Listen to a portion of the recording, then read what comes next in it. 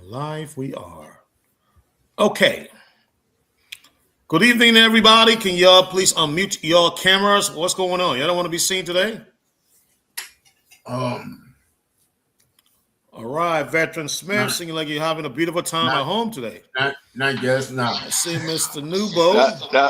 You having looking fun. all fresh. Having fun.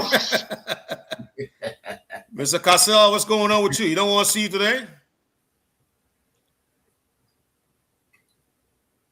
Alrighty.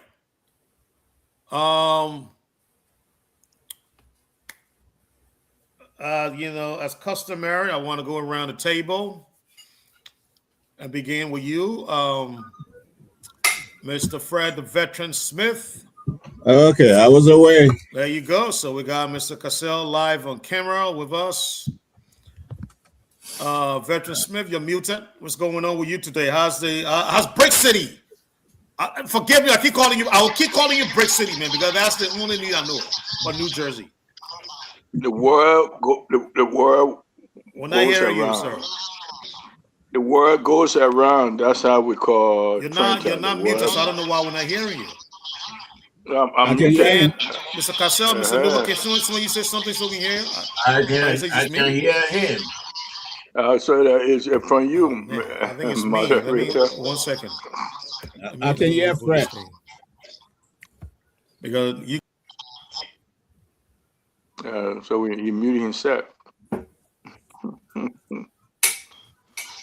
How's everybody? How's Joe? I'm good, man. How you doing? How's the weather in the? I would call it sunshine. No, I want to let Los Angeles need it's sunshine. Very hot. State. It's very hot in Vegas. Okay. It's 108 degrees. It's always hot to you there. Yeah, so we are in the open. It's always hot over there in the West. No, I mean we had a very cold winter.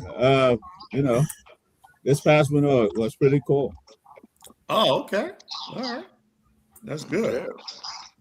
That's good. I know it's always steamy there in Arizona, Nevada, California. Yeah. The only place that is cool is Washington and Oregon, yeah. So I heard. Well, it rained a lot in Washington. Yes, that's what I heard. Yeah. Maybe to almost move there back in 2010. Yeah. You? Almost. I was this close. What happened? In Seattle. What happened? What happened? What changed your mind? Oh, the Virginia is a state of for lovers, man. So I felt the love in the state. Yeah. And I learned y'all got a sad news today where the court, the district in Virginia, the Democrat got defeated. So I know why. Yeah, it's terrible. It was a terrible news. We were happy, but then the nip in the bud real quick. Well, anyways, Mr. Cassell, what's going to happen in Nevada, man? Talk to us. How's the weather and everything? It's 108 degrees. We're in the oven here. So, but we gotta put the AC on. It's very, very hot. But that's the state we chose. We live in California for many years, and we chose Nevada. So, yeah. Okay. All right. And how many major cities I got over there? Apart from I live in just the suburbs of Las Vegas, but the big cities of Las Vegas, you got Henderson, where I live, you've got then you go down, you got Reno. But Reno is all the way. Okay. Yeah, Reno is all the way up north. Okay. That's pretty much it. Okay. Because I'm asking because my honeymoon was spent there in Vegas on this trip, and we try leaving Vegas, but we didn't know where to go at the time. After doing all the sightseeing. No, that you see, when a lot of people come here, their focus is on the strip, but there's so many places. The whole state got so many places to visit. I mean, Yeah, I figured that. yeah. I figured that. Yeah. But they need to do a better job advertising that rather, because the only thing we hear is about the strip. You know? Yeah. Yeah, but if- if you're into gambling, nightlife, yeah, that's just strip. But if you know, they've got helicopter trips that take you to places, you know, outside the strip within Nevada. They got boating rides. I mean, there's 1,000 things you can do here, believe me. Right. I Now, figured most that. people come with a strip focus. So yeah, that's what you're gonna get. True. If you knew me at that time, I could have carried you to Los Angeles, have fun, and come back to Vegas because it's just I know, really? Yeah, it's about Seriously, 3 yes. hours. Yeah. We could have driven there. Yes, really. Absolutely, man. I'm telling you, yeah. Yeah. Because we Drive were go there up for to like a Beverly whole Hills. week. It was a whole week package we took. You know? Yeah, you guys would have driven to California, go to Beverly Hills, that area, LA, Central LA. Yes. It's just 3 hours, 3-4 hours. You're back. Look at that. Yeah. Anyway, Mr. Nubo, what's going on with you with the city of Burning Love, man? Talk to us. Well,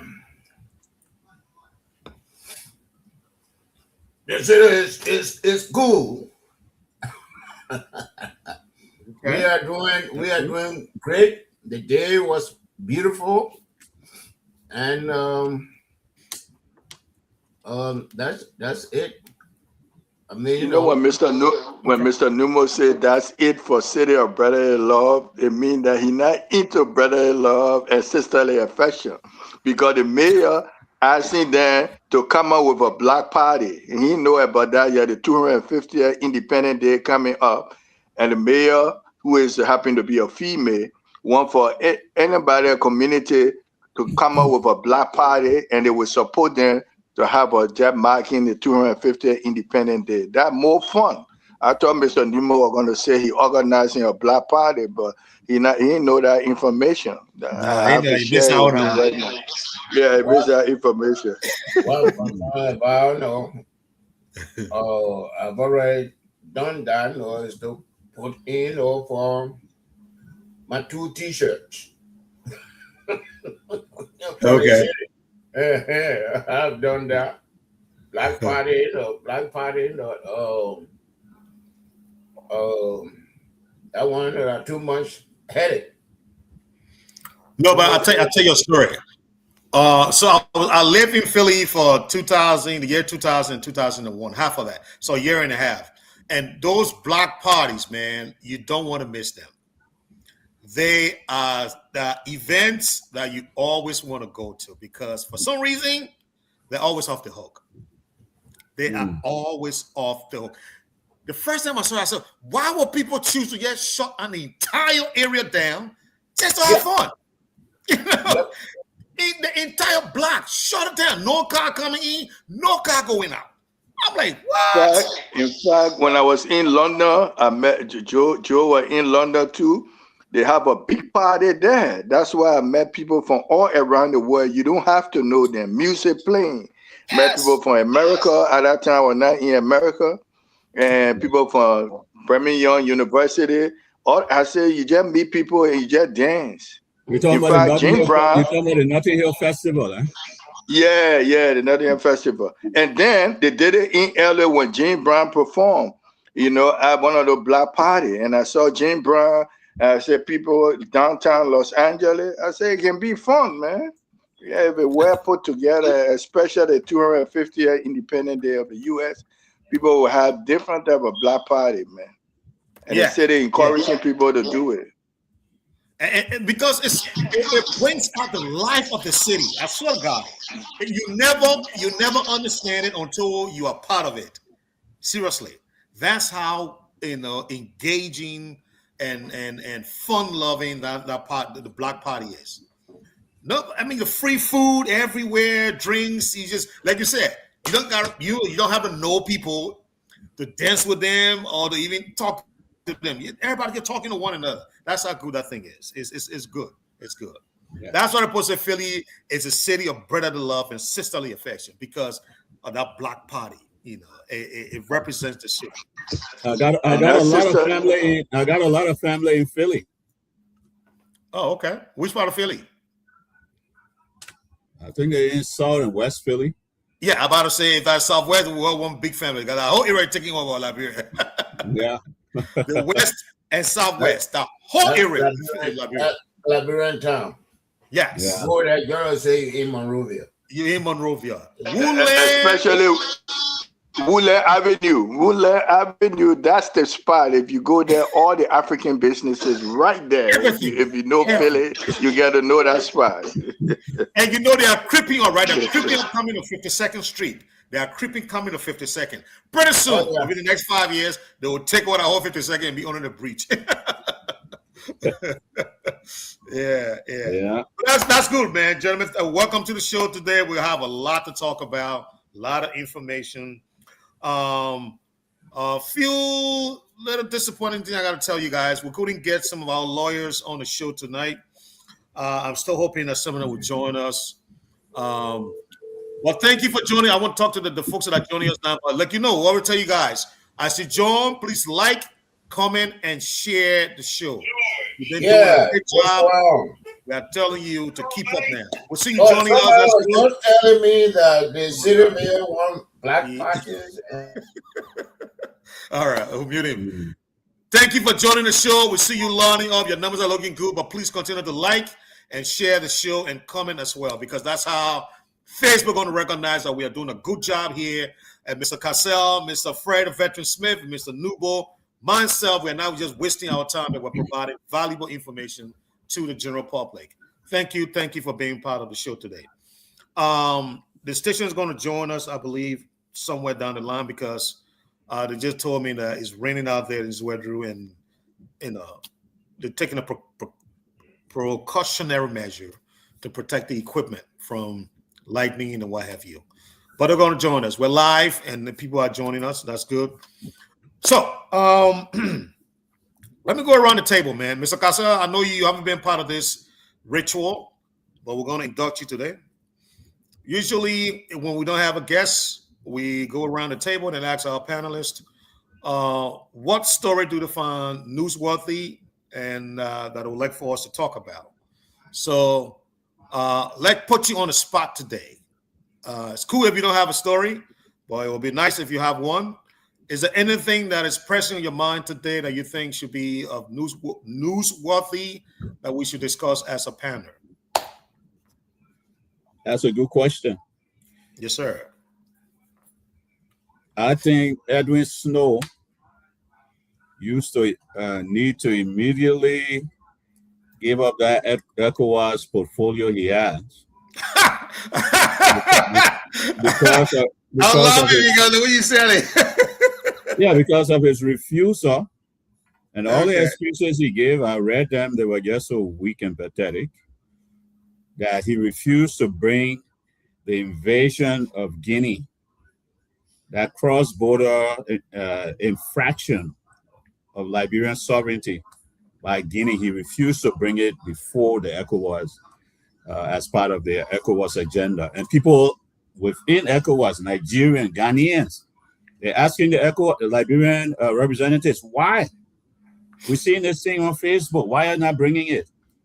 And they talk about, oh, well, you know, we got it late. We've got an ECOWAS group in Monrovia, and they didn't do it in time. And then we had to translate it into Portuguese and all that. Those are just weak and sloppy excuses. So the head of that group, who happens to be Snow, he needs to send in his resignation immediately. Okay. All right. Okay, that's good. I like that. I like the way you put it. Sending the resignation immediately. All right. So I do have one. It may not be about the story you talked about, but we do have Senator Snow talking about he's on the flow. Let me not, I want to play it, and maybe you can pivot to what you're talking about. but that will lead into your discussion. So we'll come to that. But let me go to Veteran Smith. Veteran Smith, what you got on your mind today, sir?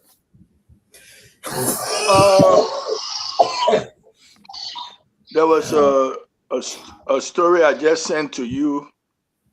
It says a breaking news about France. The mineral resources taken from Niger and how much money. And look, the Niger official bringing it out to the public. And so I think, although it's a foreign news, but it also concerning Africa, how these people take our mineral resources revenue. So I think that should be one for discussion besides the Samuel Toure story that people considering it to immediate government in what way. So it's just happening. We're still trying to comprehend what happened with justice, whether that was justice given or not, I don't know. But as we go through it, we might find out what really happened of the jury, how the jury can come up with that, or it was just blunder on the government side that it was granted to Samuel Toure. But there were two other individuals that there were counts given to them, but not to Samuel Toure.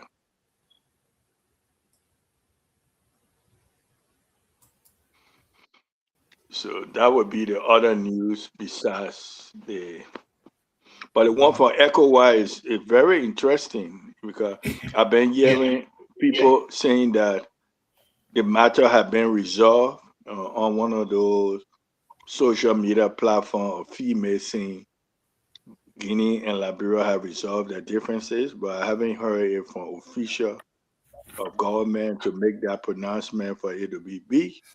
Mm-hmm. So if something resolved, they should come out in public and not the podcast to make that announcement.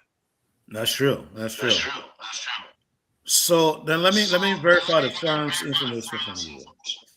Okay. It said what it said, Niger humiliated France after tripling minor revenues. Is that it? That's it. Okay. All right. I want to put it up in our chat room so we can put it up on the screen and then talk about it. All right. Okay. All right. Mr. Nubo, what you got for us today, sir? Well, the twerk is, and secondly, the scorecard that we postponed yesterday. Yes. Those are the two things that are on my plate. Okay. And let me give Mr. Numo credit on this morning edition of Stakeholder. When I brought the issue up, I was just saying that these are the two things we're going to hear today. The Friday, I didn't know it was the Friday. I thought it was just going to give the final closing argument, but not knowing it was the Friday given today. And then our other friend, let me say, Cavon, what did he say? The director of LBS. What's his name? Fagon. Fagon. Today, the LBS, it was dedicated, the modern LBS was dedicated today. And so I gave him a congratulation. People might not like his politics, but he did well for LBS in terms of the type of facility that would be broadcasting all over the Liberia. And they have a local language station, and the branches in all of the county television will be. So it's a new way of broadcasting now with LBS and the regional counties. So bravo I hope we can have him one of these days to interview him. Okay. But I'm very impressed today. Yeah. Well, Mr. Numo said that this case was going to go against Liberia government. So I don't know how Mr. Numo knew about it. Maybe you were in the room of the opposition or the lawyer, but he said the government going to lose this money on Tap FM Money Show. So I don't know how he got that information. I said Veteran Smith. Because Mr. Numo wanted Tato list. when you have a country that have one pool of jurors, every case they call on them, and the defendants, they know the jurors, and man, that poor man, that rich man there. No, he did. I believe everybody got all the jurors. Everybody got their own peppermint. All right. So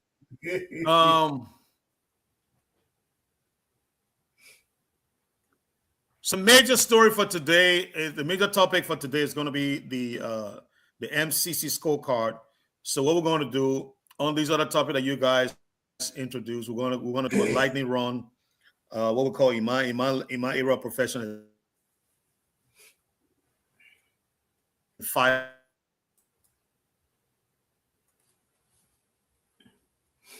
and just talk about news for today will be, the MCC scorecard. It's a very, very lengthy document. Liberia failed. Well, let me be positive first of all. Liberia passed 12 out of 22 scorecards and failed 10. Yes. The benchmark is 11. Last year, Liberia passed 11 out of 11. Let me hold it right there. So, I mean, when we get there, we'll talk about it. I just want to, just talk about it a little more. But yeah, so let's start off with Samuel Twe and, the news today. Mr. Nubo, you brought this, so you're going to talk to us a little bit about it. I'm just playing the video. There's no news on it yet. I know we're going to get a whole news about it tomorrow in the papers. Well, with his people, and we're going to play it.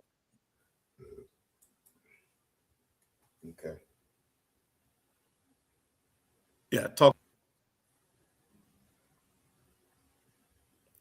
Go ahead, Mr. Nubo. Okay. From the get-go, I knew that Twe was going to be a free man because of the type of society we have in Liberia. I said the judiciary and they proved me right. Even you and myself, we discussed. I said, that man, they're going to set him free. And that's what happened today. And I don't know how Joe Boakai is going to get out of this. Even he extended the war crime court mandate, but it would be the same thing because we'll go to the war crime court, say George Numa is guilty, we have to eventually go to the Supreme Court. And George Numa will be set free. And what this say to the whole nation is that whenever you are in government or you are in opposition and you have the opportunity, take as much as you can. As a raw message we are sending.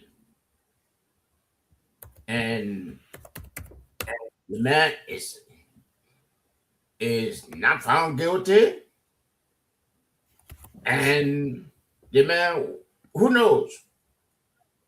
He could be in the next government. There is an encouragement to him that whenever you find yourself in the next government or in future government, you should do more at the expense of the Liberian people. So today is a very sad day for Liberia. Thank you. And you know, let me play the video, then we'll come back to get the analysis of the panelists.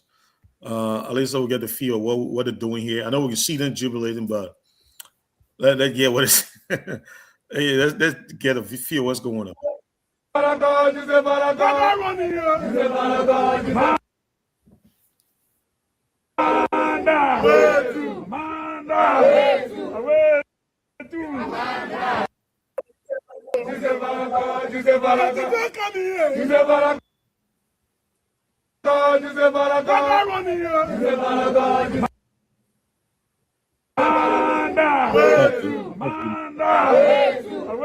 Let's stop it. All right. So let me come to you, Mr. Cassell. Mr. Nubo, I think Mr. Nubo ended on a very, very poignant note that regardless of which side you're on this whole, the whole episode, the people who are left, carrying the bag are the Liberian people. It is not accounted for. Some secrecy under, national security. So you had to do what you had to do to send the money to the NSA to do their national security work. Well, they can't account for that money. They post over there receiving money and say, yeah, I received money. The person they didn't receive it. And 12 said, well, that is my business. I ask for the money, I get in the money. Don't ask me. And because I'm sworn by secrecy not to say what happened, what I did, I can't tell you because I'm part of the national security architecture. Boom. That case closed right there. Here we are. $6 million. Boom. It's gone. Nobody knows what's going on. Talk to us, sir. Yeah. Well, you got to look at it from both sides, I guess. First, you got to look at the evidence, the collation of evidence, the gathering of evidence by government. How strong was the evidence that the government gathered? Another thing that we must realize is that we don't have the sequestration of jurors in Liberia like they do in the States. You sequester the jury. That doesn't happen in Liberia. I don't even know if they do it in other African countries. So you just have to look at the qualifications of the of the jury pool. But there's a deeper problem. I mean, most of our institutions, they just, they are pretty much collapsing. We've got a very strong presidency. That's the African template right there. Imperial presidency is very strong. But besides that, the legislative branch and the judicial branch, they all, kind of like free fall, corrupt, and collapsing. I'm not saying, I don't know that much about Mr. Tue's situation to render a verdict. I can't say he's guilty. All I can do is, look at the situation that perhaps led to the verdict. On the government side, how strong was the evidence? On the side of the defendant, the jurors, you didn't sequester them, take them out of Monrovia, maybe send them to a far-off place and remove all cell phone, everything from them. So this is how you're going to be for 1 month. We get you all the money you need. You will not have access to cell phone. You will not have access to the internet. So let's say at least 1 week or 2 weeks. All you will be doing, you will be going through the data we gave you in terms of our case relative to Mr. Twe and his, and his posse and the group that we, the government, felt, stole some money or whatever. So that's the situation we have. We have they got a name for it, death by 1,000 cuts. Yep. And these small things been happening over and over the year, and here it is. Maybe Twe took the $6 million or how many $1 million, but you just don't have the sort of legal system that will find him guilty, because there's so many loopholes that he can, escape through. It's a tragic situation, but that's where we are as a country. Yes, I mean, yeah, I definitely agree with what you said. I think this speaks to institutional fairity, that our institutions are not yet to where we want them to be. But this is what we have, and that's what we have to work with. Curtin Smith, I hear you, sir. Yeah, for me, I would like to give some background contents, and then we can go into the discussion. How the jury No, arrived. this is a lightning discussion. We're not going to delve too much into it. No, the reason for the public's sake, for them to understand certain things about it, then we can just give our opinion. What they are talking about, 1 billion liberty and US $500,000 allegedly linked to government security related accounts. And who were the defendants? Samuel D. Twe Jr., former Minister of Finance, Development and Planning; Yanti Tuan, former Acting Justice Minister and Solicitor General; Stanley S. Ford, former Director General of the Financial Intelligence Agency, FIA; D. Mose P. Cooper, former Controller of the FIA; and then Jefferson Camo, former National Security Advisor to former President George Weah. This how the jury went down. Samuel P. Twe Jr., D. Twe Jr., economic sabotage, not guilty; theft of property, not guilty; money laundering, not guilty; criminal felicitation, not guilty; criminal conspiracy, not guilty. For Jefferson Camo, economic sabotage, not guilty; theft of property, not guilty; money laundering, not guilty; criminal conspiracy, guilty; criminal felicitation, guilty. For Mose P.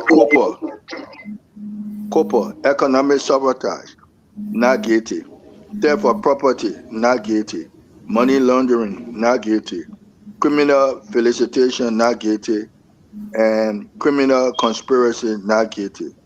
For Yanti Twe,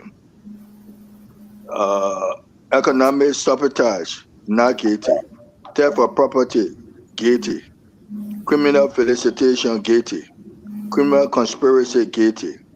For Stanley S. Ford, economic sabotage, guilty; criminal felicitation, guilty; for money laundering, not guilty.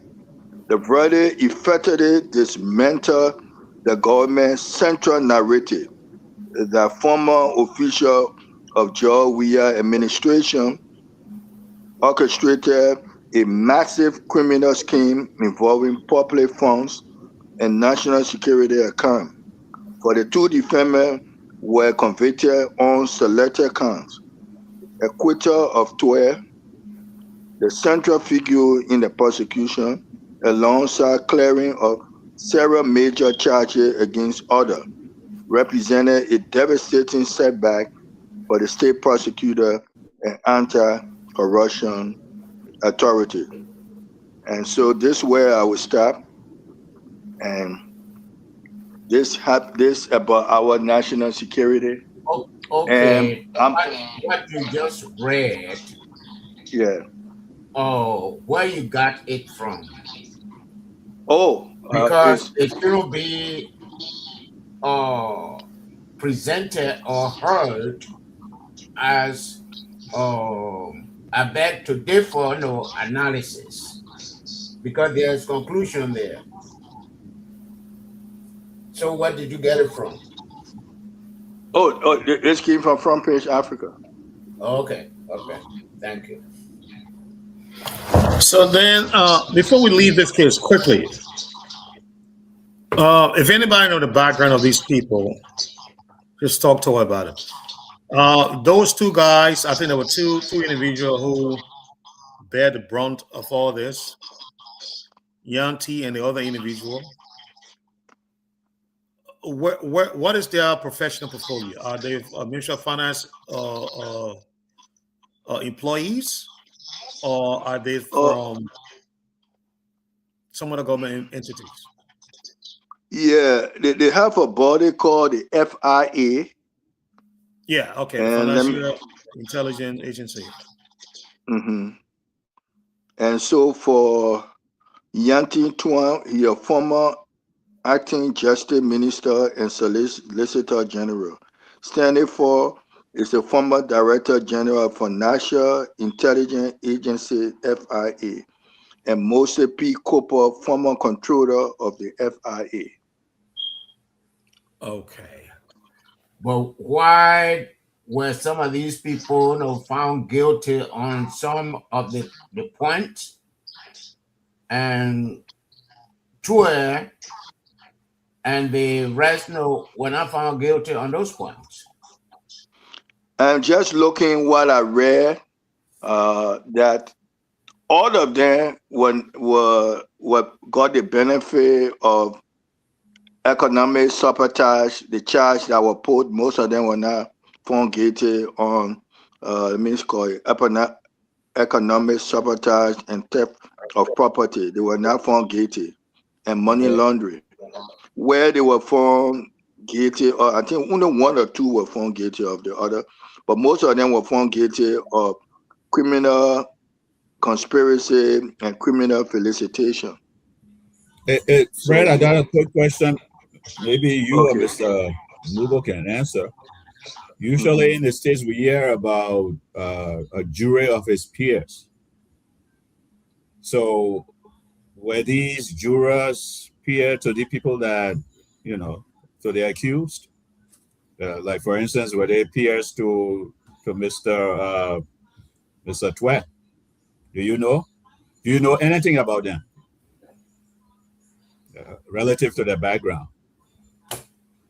The criminal case that is going on with the lawmaker burning of the Capitol, I think they select jury the same way you all come in front there and you can criticize, I don't want this jury, or I want this jury. Some of them pass you. I say random sampling of jury. I think that's how they are selected. And so some of them some of the seasoned defense counsel might know some of these people and might let them slip, while the government have only few challenges to give. You can't say all of them shouldn't come, and some of them might slide in. So with that type of system we have in place, what Mr. Numo said, some people could slip, knowing where they were. They're not put into a place where all the news about surrounding the case, whether they heard it and whether they debated on whether they should participate as juror. And who haven't heard about Samuel Twe? Everybody heard about him. So what was the selection of jury? What kind of procedure did you ask that question? Did it deprive people from hearing the case or knowing of him, or people just had challenges? Okay, you have so many challenges, you say you don't want this person, so some of them must slide. So I think that's how we operate in Liberia. Okay. All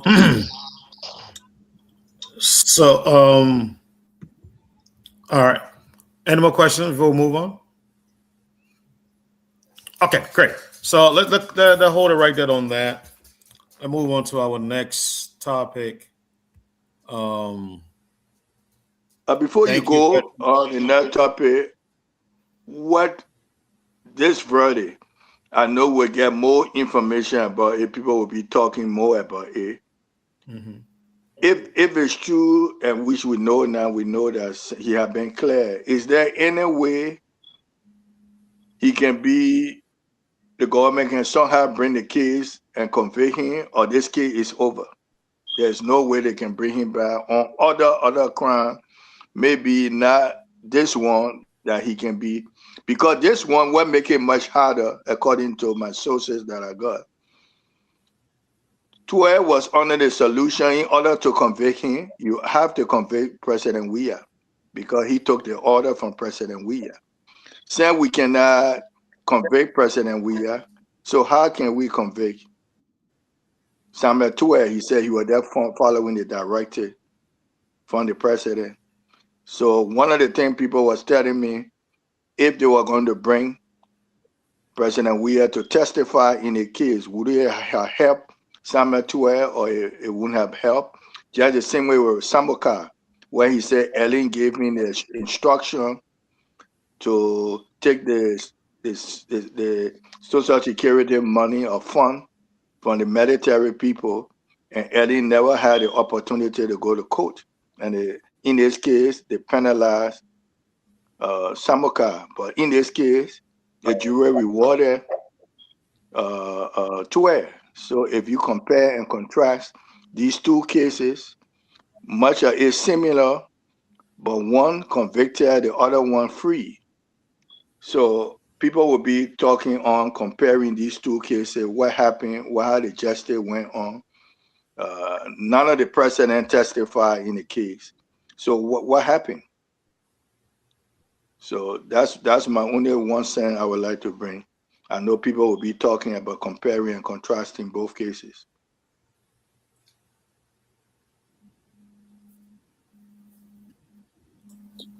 Mr. Cassia, anything So to say about that? Well, I don't Fred, know. what was the question? I don't know What I just stated, you have anything to say, because you know about Samokai, the former defense case, where he said Ellen the one told him, instructed him what to do. In this case, Samuel 12 said President Weah instructed him, and he got the instruction, but President Weah was never called in the case, and Ellen Johnson was never called in Samokai case.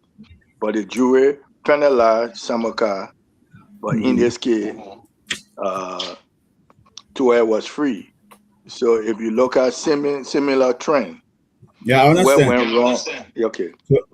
So what you're saying, maybe basically it could have been some prosecutorial misstep by not calling in Weah, because I don't think there's anything under the Liberian law that says that a president cannot be brought before a court unless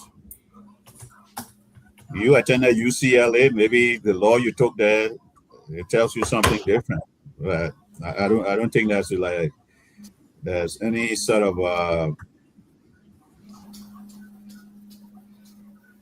situation where a president cannot be. There's nothing within the Liberian law books that say that. So in both cases, they should have done it, but they refused. What I learned If you said you took this action because you were given orders by the president, don't you think it would make sense if they bring the president in?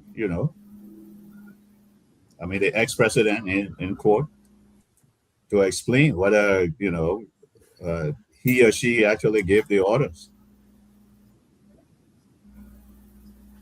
Does it what make? I know on our Let me law. throw that to the When I panel. heard, What do you think about okay. that? Is that Nubo? Yes. Okay. For me, I think the government defeated itself. Because I listened to Spoon where they said, or they attempted asking the Solicitor General question if he was satisfied with the ruling, and he said justice has been served. Meaning that I know he cannot take appeal to the Supreme Court. Yeah. So the government defeated itself. Yeah, and you know, Yeah. another thing we should also understand is that Liberia is a very small country where everybody this is one degree of separation between people, especially Monrovia people. If you don't know that person, you know somebody who know that person. So sometimes it becomes a little bit difficult if you say you're trying to apply the law even-handed, because the person you're applying that law to probably married to your sister, your some sort of relative or some in-law or something like that. And those guys, they all hang out at the same place. It's not like a big country like the United States, where then to make it even tougher is that, you know, you got collapsing institutions. So when I read that Mr. Twe walked, I wasn't surprised. It was no shock. In fact, like Mr. Nuba, I expected it. Yep. Twe is a popular person. Don't be surprised. Maybe people it only takes one person on the jury to say no, right? Right. I think that's the same concept they have in Liberia. Yes, that's the same concept. Yeah. Mr. Twe, one of those people that the government were trying to convict, probably got family around as a family member on the jury, or a member of his family knows somebody on the jury. So you see how difficult it is? Former President Henry Johnson Sirleaf was saying the same identical thing. And in fact, that's who I got it from. Yeah. The master crook. Yeah. In fact, I was invicted as a juror. That's the only time I said as juror in Liberia at the Temple of Justice. And I was loving to my fellow juror daughter. And we had a case where this guy kicked a pregnant woman. So Judge Bank was the judge of that court. Mm-hmm. So I was there, and the mother told me, because these things, indoors something is done, people talk to people. So she said, if I don't vote like the way the other people were planning to vote, I shouldn't come around her daughter again. She won't see me around her daughter. There you go. And knowing me, I stand for justice. I lost that girl in terms of how I felt about her. And I was the lone person that, because if all had agreed, the men were going to go free. But I stood up and said no. I said, I can't, my conscience will not live if I do that with a pregnant woman, the man kicked. And so they had to have another trial just because I was the lone person that stood for justice. It happened with Angel Bruce Rhino on the Supreme Court at the Apajale supermarket incident. Angel Bruce was the lone person protecting the right of that young boy who ate candy and they choked him to death. Yeah, Edward Other Berry. people, yeah.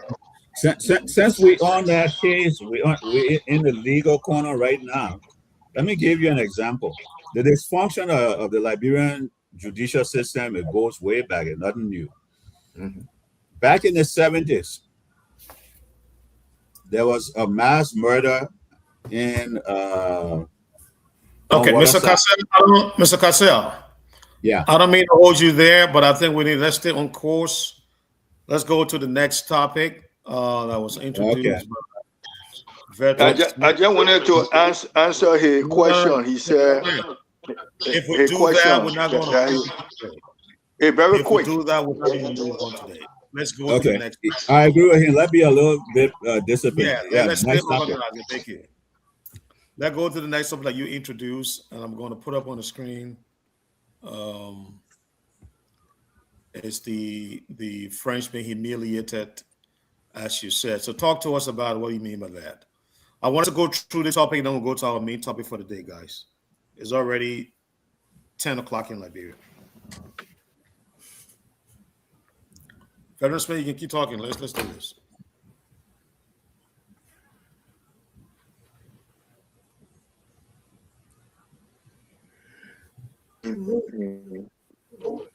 Had to do with Niger, and I just wanted to make sure I get on is to give justice to the story. Okay. Get into it. Okay. It says Niger humiliate France, triple money revenue in 1 year after kicking them off. And then it went on to say, the uranium to gold, Niger mining sector explode after ending French exploitation. So in a stunning victory for African sovereignty, Niger has tripled its mining revenue in 2025, just months after expelling French forces and company from its territory, 18.2 billion CFA francs, which is about 32.6 million paid into the public treasury in 2025, compared to only 6.2 billion CFA francs in 2024, a massive 300% surge.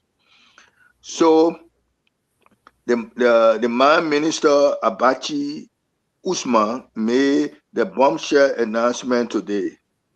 He said multiple news mining companies were launched in 2025, including major gold procession firm, marking Niger bold move from raw exporter to value-adding powerhouse. So the future looks even brighter. New operator flooding in, copper production on horizon, full value chain taking over on the way. This is what happened when the African nation says enough to foreign plunder. Nisha just proved rare independent pays and pays big. Africa is watching, and the era of foreign control is dying, and the era of African resource control has begun. And I think that's all about it, that they have taken control. And I think friends haven't forgotten, when you do things that they to friends, they will find other way to get to you. So that's where the story ends. But now Niger, who used to be a poor country not too far from Nigeria, because they're taking control of their mineral resources, instead of going in all this money from the more francophone country were going in the Bank of France. Mm-hmm. Now these countries are smart now. They're keeping control of the money. And the major minerals on the market right now, Niger seems to have it, uranium and other things, gold and other things. They have it now. And people looking up to them now, people doing business with them now, not to the former colonial master that were taking the money and putting it in the bank. So that's a big victory of the story, or taste of the story. Already, thank you for flagging the story. As a Pan-Africanist and a man who's deeply believing, the decapitation of the colonial vices that still hold us down on the continent, I find this story very interesting. Just like you said, every francophone country on the continent of Africa remit 500 billion in B, United States dollars, to the French Treasury every year. That 500 billion with a B. This is why Francois Mitterrand, he said, when the day France, is cut off from away from Africa, France cannot maintain its, current status. It will fall, and that was a fact. The continent of Africa is poor, but they will not recognize the fact that they keep Africa in that poor state because they continue to suck the resources and the human talent out of the continent. Every African scientist that come here and go to school and learn the trade, say an author, somebody of some status, that gain subject matter expertise in the area of studies, stays here. They don't go back. They only go back the Chinua Achebe in the body, in body bags, which is sad, very sad. And so, yeah, this story, you're right. This story is of importance because we should highlight these stories so that the people that are making decisions in our country, and I say Liberia, can understand this. You think you're getting more from the 200 million you're getting from B Mountain or Mittal Steel, it's enough until you start claiming 50% or 60% of your own mineral. Then you realize that you don't have to go to IMF and take loan to run to put asphalt on the road from Fishtown to Greenville, or borrow $48 million from African Development Bank and its subsidiary to run a quota from Town to Zwedru. These are mind-boggling steps that government take that put to understand. What would it take? What will it take for a government in Liberia to understand that it's not a wrong thing for to say, no. This step that we've been taking and all along, just getting royalty in the fee in the tune of 3 to 5% of our minerals from you guys, it's not working for us.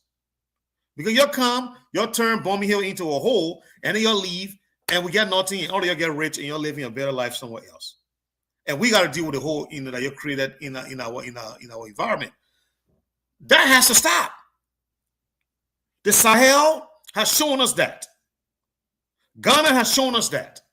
Every other African country around us, but only Liberia is still going down this route of royalty, portion. Besson Finley had talked about this. Recently, I think Mammon Breach talked about this too. So these people are talking about it. Why is it the executive can't come on board and say, hold up. This approach is not working for us. Because we see other African countries have turned. And like I said, when we put that information up the going time about, Liberia's share in these concessions, it is not new. Let Mr. Nuba point out that thing and we proof it. The information is there.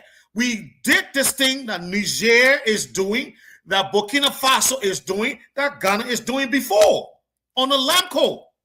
We have 50% share in Lamco. This is why many of our fellow citizens went there and they were living better lives. They were not living like they were living on Firestone.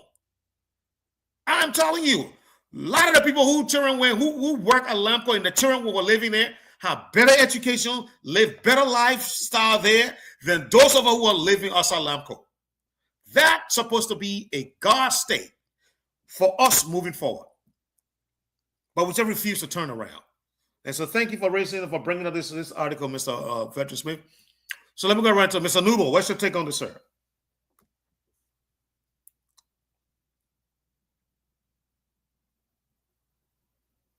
Nubo. Is he muted? You're muted, so we can hear you. Yeah, this is very good. Meaning that we, the Africans, we need to come to our senses. Because from the get-go, France has been treating Africans like they are slaves. Make Ghana independence, not Ghana. Guinea oppose what France is doing. So they went and rooted up everything, including pipelines, because they wanted to destroy Guinea.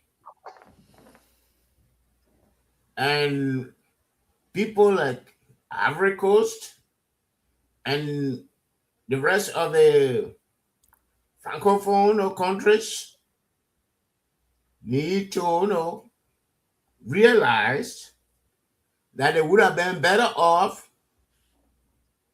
if they were not going by the terms from the French people. Yep. So this is an eye opener.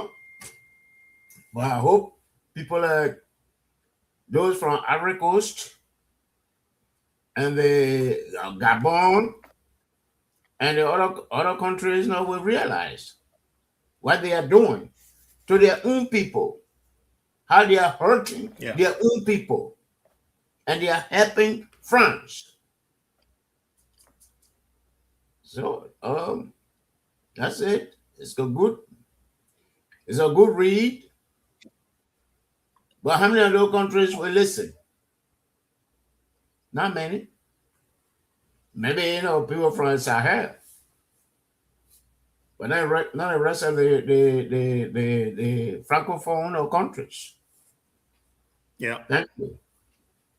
Yeah. Thank you, Mr. Nuba. Mr. Cassell, your take?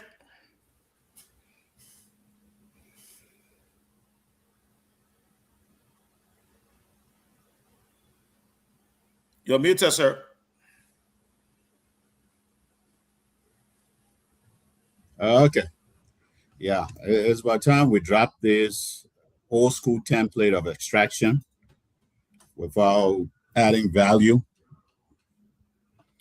And the Sahel countries, they're showing us how to do it.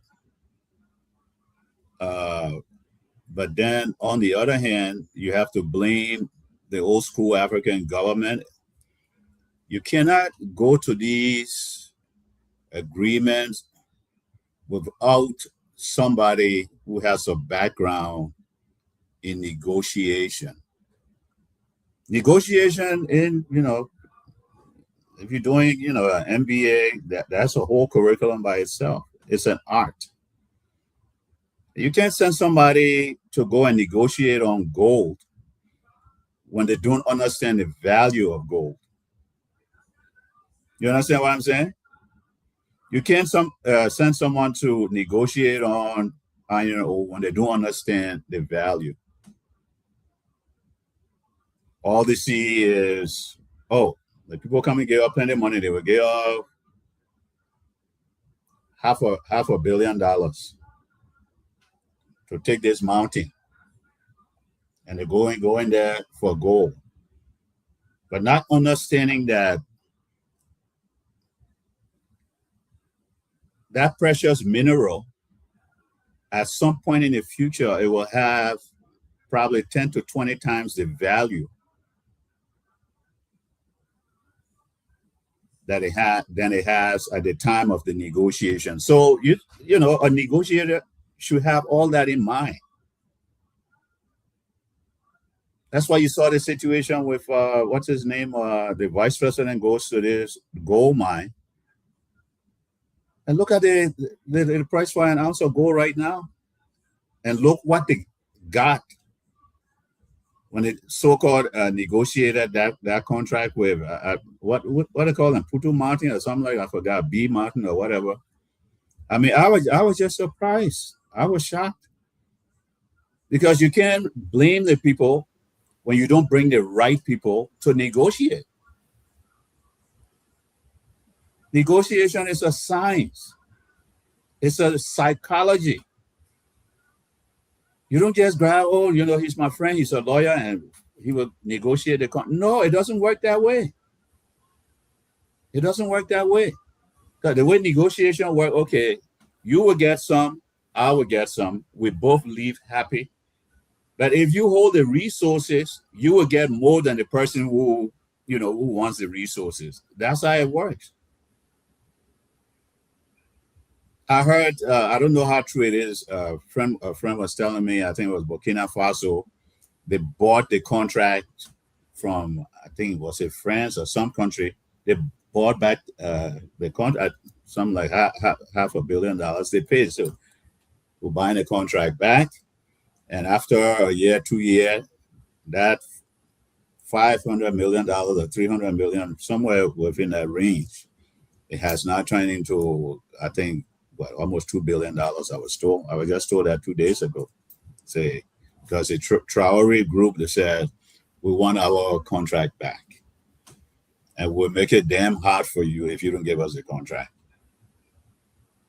We want it back. We believe that, corruption was part of it and all that. And yeah, they bought the contract.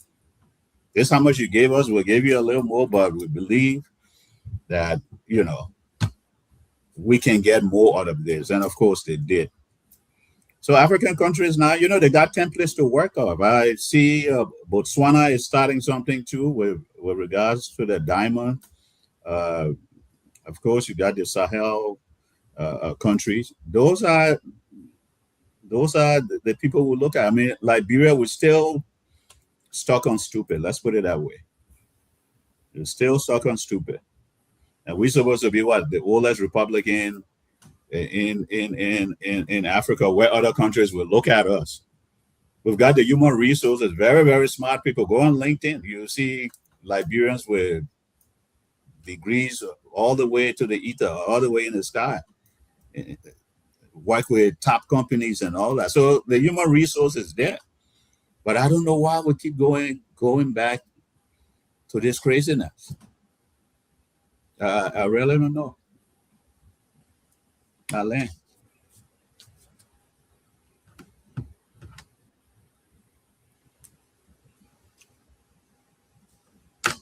Archie, are you there? Yeah, as I said, when you're doing these negotiation, you bring somebody that has domain expertise in that area. You just don't say, oh, the money look good, so yeah, we'll go with what the people say. No. I mean, those Turkish company come and make billions and billions of dollars. And you can't blame them. They negotiated the contract. The Liberian government negotiated down. So. And they have just extended it 25 years. Oh, there you go. You see, I didn't even know that. I didn't even know that. So that's the problem. That's the problem we got.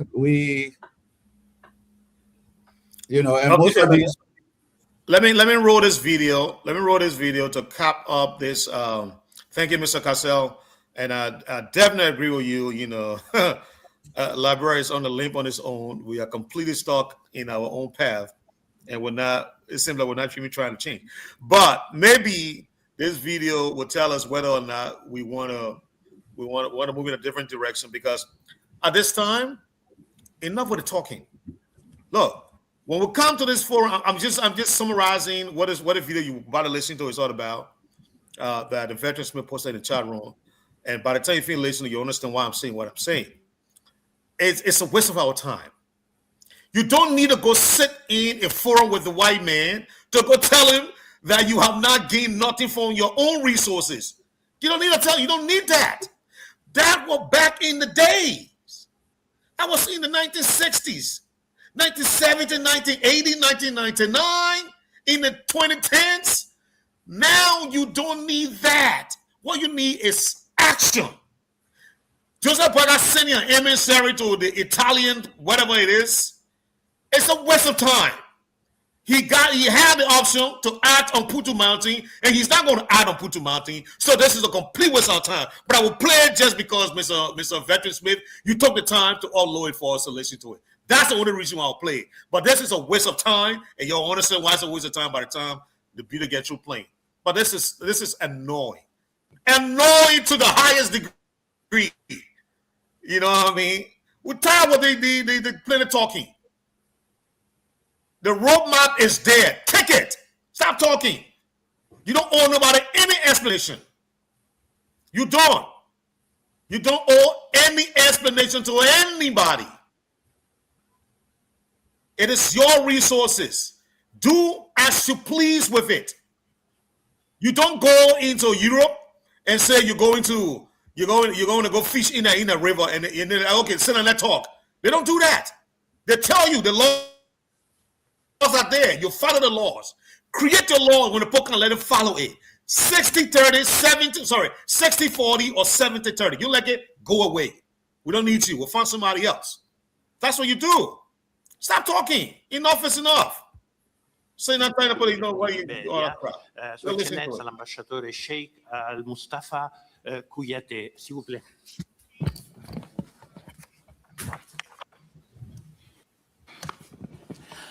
Good morning, Honorable Speaker of the Chamber of the House of Italy. Good morning to members of the Chambers of the House of Italy.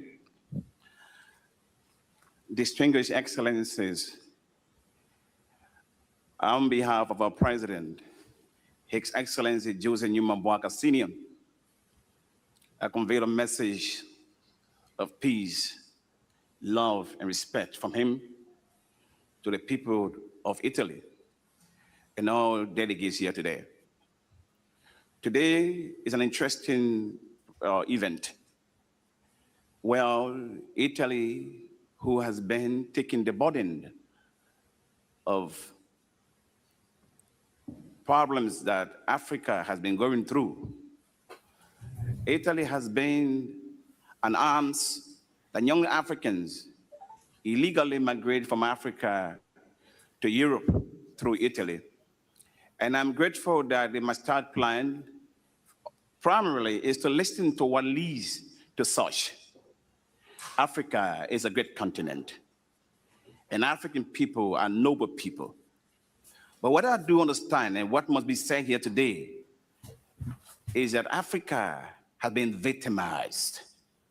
And we have come to listen to the story how Africa got victimized.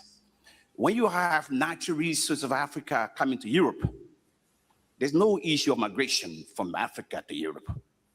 But when you have African young leaving Africa to come to Europe, because those natural resources that are taken from Africa are not manufactured in Africa, are not industrialized in Africa. So the young people of Africa have no choice because they have been deprived of the natural resources. They have been deprived of jobs opportunities. They have been deprived of dignity. As a result, they have no choice because many governments in Africa have become agents of impoverishment against their own people. So as you have come to listen to us, and I'm very grateful that today we have the Speaker of the Parliament here, and we are having this event at the Parliament of the Italian people. We want to say to you that Africa is a continent of nobility. Africa is a continent of dignity. Africa is a continent of sovereignty. Our problems in Africa have not been Africans. Our problems have been the Europeans. You came in the name of colonizations. We accepted you as our brothers. And we embrace you as one people. And you took our natural resources earlier without any concession, and later on gave our independence. And you do something called concession. Africa's problems today is concession. Every concession agreement signed in Africa are against the African people. No agreements, whether in agriculture, whether in the mining sector, whether in oil and gas, in every sector on this planet, every concession between Europe and Africa has been won and lost. went to Europe, lost to Africa. We are using this platform as you have come to listen to us. The Africa wants to breathe. Africa wants to showcase a potential. We are talking about Africa producing, having over 600 million young people in the next 10 years or few years to come. But have you asked yourself, those young people, what is the future of them? Today in Africa, like my country, Liberia, the oldest country in Africa, who got independent in 1847, we have 65% of the population young people. Out of the 65%, we have 40% of them jobless. Why are they jobless? Are they lazy? No. They are jobless because there's no opportunities for them. Every concession agreement that has been signed in Africa, in Liberia, have been for the foreign investment and against the Liberian people. On behalf of our president, His Excellency Joseph Numa Boakai Senior, he said, I should say to you, if you want the Maasai plan to work, you must think Africa, think humanity. You must love Africa, love humanity. And you must build Africa and build humanity. We cannot love, nor think, neither build. When we begin to look at one group of people as inferior and look at one as superior, there's one good thing I know. You know, when you read the Bible, you are told that man is created in the image of God. If we are created in the image of God, why deprive one opportunities and give it to yourself? And you are created in the image of God.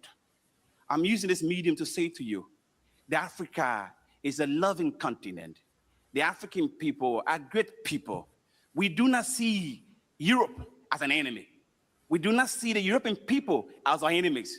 We see the European people as our brothers and sisters, because Europe was the first that ever entered Africa. Italy is a solution for Africa. Italy is an industrialized country. Italy has all potentials in terms of innovation and creativity. That's why Africa lacks. If you want to listen, Africa needs partnership, not concession. And not just partnership. Africa needs strategic partnership. A strategic partnership will have transfer of knowledge, transfer of technology, and transfer of market. As you have added value to our natural resources. We're asking you to give added value to our young people by creating opportunities for education, technology, and that is what we need. How do we discuss healthcare when Africa cannot produce doctors? How do we talk about job creation when African natural resources have been brought to Europe, not in Asia, China, India?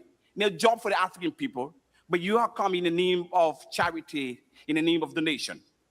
If President Trump has done nothing good for Africa, there's one good that he did. That is by canceling the USAID project. I'm using this platform on behalf of the African people, the people of Africa, that we do not want charity. We do not want gift. We want partnership. We want partnership. A partnership will dignify us as Africans. A partnership will strengthen our bonds as human beings. May God bless you, and thanks for this opportunity. I know we have come here to create opportunities, and the truth will be said as you have come to listen to us. May God bless you. Thank you so much.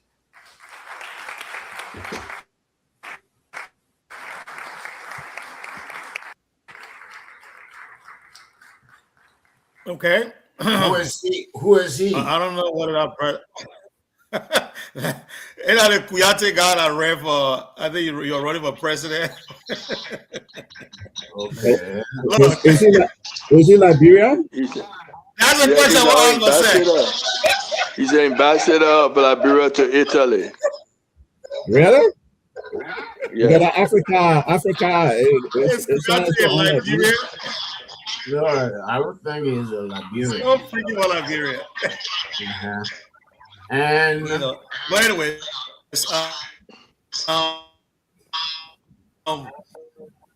but we want to why? end this one on this note before we move forward. Mr. Nubo, 1 second, please. Yeah, why did he have to go to Italy to deliver that speech? because our ambassador credited to Italy. okay, but the concession agreements are not signed in Italy. That's a good point. They are signed in Monrovia there. So why we can't press all the buttons here you're talking about? Huh? Why you cannot do To that? address the parliament. Well, address the parliament, but you have to face your home first. Because the big mountain thing we're talking about, Italy has nothing to do with it. The ArcelorMittal, they have nothing to do with it. The Golden Verolium, the Safeguard, the Firestone, they have nothing to do with it, with them. So why we screw up and then we want to blame Italy or blame the European? If you want to value added, the people doing mining gold, mining iron ore. Now we have Total Energy going to the southeast for oil exploration. There is no agreement there that when they find the oil, we will build a refinery. Nobody's thinking about that. And the same Western people that are doing these things here, those are the people we call the experts. They do the template. Whether iron ore or palm oil, whatever it is. They have Western people on the board, on the how do you call it, NIC committee that draft all these concession agreements. So that must be rectified before we go and say we're giving speeches to Parliament. It means nothing. Yeah. How many people in Boaka government agree with the speech he delivered? How many people? How many people in Liberia know what he's talking about? Because all these agreements, they are secrets. They are secret. The other day I was looking for the Total Energy agreement. I couldn't find it. Because they don't want for Liberians to know what some of the things are in there, some of the things are not in there. They don't want us to know them. So I think that was the wrong audience. Yeah, I agree with you, Mr. Nubo. That I don't think that speech he had any plan or purpose. Because the speech itself, when I heard it, I was wondering, what did he expect to gain from that speech? Yeah, when you make a speech, there's some expectation, So what did he expect to gain from that speech? Because all he did, he listed, some people will call it whining about what Europeans did, but he never mentioned the problem in his own house in Liberia. Mm-hmm. He just wanted to put everything on their side. When the fact is, before these agreements are made, you got two sides that come together, right? Right. And they negotiate. If you allow the European to come and out-negotiate you, then who are you going to blame? Because they get their friends to do their negotiations. They don't bring in polished professionals you know, negotiators. They don't do that. They bring their friends. Their friends will do the negotiation, and when the negotiation blow up in their face, after a while, like you know, the Putu and the other mountain, then they want to go back. They say, "Oh no, this is not fair." But why you negotiate your resources away? Then you say it's not fair. Then you go to Europe. They make you ambassador. You go to Europe, and you say you want to blame Italy, like Mr. Nubo said, a country that has no investment of consequence in Liberia, none, zero. Then that's a group you say, you know, you're going to whine to. It makes no sense. It makes no sense. If you go and negotiate low, it's on you. Yeah, don't blame them. So what you say, Fred? Okay, so let's do this, guys. That was the last. Let me. Mr. Nubo, 1 second. Let 1 me second. pull in one thing. Mr. Nubo, 1 second. 1 second. Okay. I want us this 20 to 20 minutes 7. The last topic is very huge. Okay. So I want us to spend much time on it. Because remember, our hard stop here is 8 o'clock. We cannot go past 8 o'clock. Okay. So, But what I want to say is just one sentence. Okay, go ahead. Quickly, sir. This man here, our ambassador, did not say anything in that his whining speech about the arrest agenda, about the Joe Walker agenda. I didn't hear anything in it. Thank you. Well, no, let me hold you there first before you go. I don't think. He says something. 1 second, please. He says something. He made reference to President Joseph Boyka, that Boyka wants him to inform the Italian, you know, about Liberia. Africa's problem is not lack of resources or talent, it's because of the concession. That's what he mentioned. That was it. Nothing more than that. Okay. It doesn't have to arrest me. Veteran Smith, let him close. Thank you. Yeah, I think we're missing the point. The speech was timely and it was correct. It was addressing the Parliament of Italy because Italy is trying for the migrant that cross through the sea and come to Italy. So they are trying to use governments of the world to stop their people from coming to Italy.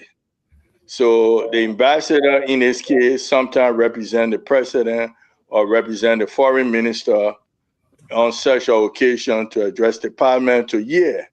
And so his message and the speech that he gave was contrary to the conception of knowing why people leave African shore to come for better life in Europe. And Italy and other European countries trying to, London, England, trying to make agreement with African countries to give them money so that to stop some of the people not to come to their country for job.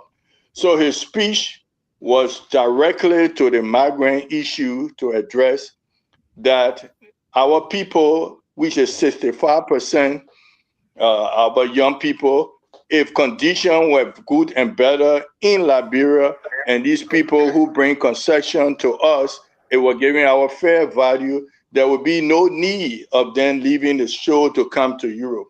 And so my only question that I will have is that now that we have given the approach, how we going to do business with the international or European or any other country, that we stick to that script and we don't go backward. Saying we have pronounced to the world, this how we want and where we want, we should keep to that script. we forget about what happened yesterday and let's move forward. But I think it was timely. People clap so they know and understand how we feel. So it was timely, it was on time. But whether we go with that script from now on forward and we hold the government to that on their feet. So that point I will agree. We need to agree, but it was appropriate of the forum and the type of place where it was held. That speech addressed nothing. That was a racist speech. It addressed nothing. Thank It you. didn't address the migrant situation. It addressed. I mean, I listened to every word he said. Mr. Smith, please mute yourself. Yeah, it didn't address the migrant situation. If that what he was trying to address, then it was a total failure. It was an abysmal failure. Perfect. Because the problem is not with Europe. It may be with Europe, but the problem is right in Africa, right in Liberia. You go to the negotiation table, you under-negotiate, and then you want to put it on Europeans? Come on now. Okay, gentlemen. Let's move on to our last, fire burn story before we hit our main story for the night. So, and I will come to you now, Mr. Cassell. You introduced the topic of Senator Snowe. Give us an, you give us an overview, but before I roll this tape, it's a videotape of Honorable Snowe at the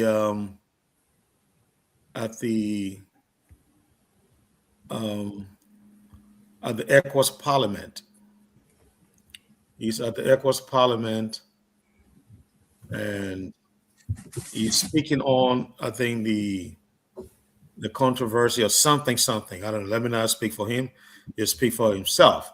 But when I finish, I'm going to come to you. But I know you already give I just remember you give us an overview already. So let's do this. Let me roll the tip.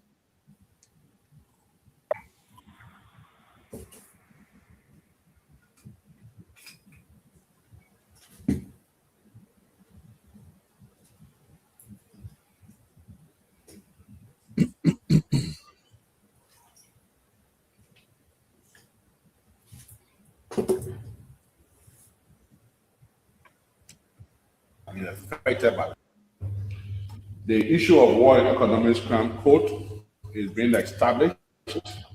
There have been wars of war between the head of the economic crime court and the Ministry of Justice in implementing the laws. Yes, Honorable Fanta Conte rightly said there have been some concerns among Nigerians that this could open a new wound so that we can foster reconciliation. But again, it has been a demand for most of Liberians that have been affected by the war. So it's a catch-22 situation with the government that has been addressed. The issue of agriculture, I myself is a farmer, and yes, the issue of rainfall is affecting local farmers. Not much has been done by the government regards funding farm owners. But again, because we, as Africans, we are very resilient people and we adapt to climate change, we are trying to find out why a way additional resources from the government. The issue of the appointment of the chairperson of the National Elections Commission, yes, the opposition community has been very concerned about that because the person who was appointed as chair of the Elections Commission was an active member of the ruling party, and he was one of those who supervised the tallying operations during the election and challenged the election commission. So they have been concerned. So Bosamba from Sierra Leone asked if they were against the law. It's not against the law, but it's perception. When someone is actively involved with one party, and the next minute you are the referee for the same process, then there is concern. The community levy that Macaulay talked about from Ghana, I think in our report you read that we are current with our levy, but there are some legacy debts. And that's why the government has signed an MOU with the ECOWAS Commission to service our legacy debt while we remain current moving forward. The issue of the Guinean border of Liberia and the expulsion of a member of the House of Representatives. Yes, there's still a little problem at the border. At the level of the Mano River Union, the presidents have been meeting and trying to resolve it. The House of Representatives, it is true that they expelled one of the members for stating that the land was owned by Guinea, and the member was expelled. In Liberia, in our political dispensation, we have two chambers. The House of Senate, where we consider the House of Elders, where we can freely debate issues and we don't expel people for talking freely, and the House of Representatives. So 3 of the people who signed a resolution to expel the colleague for freedom of speech are here, and maybe they'll be able to answer to it, but a lot of Liberians have condemned it, including the former president, President Ellen Johnson Sirleaf, have condemned it.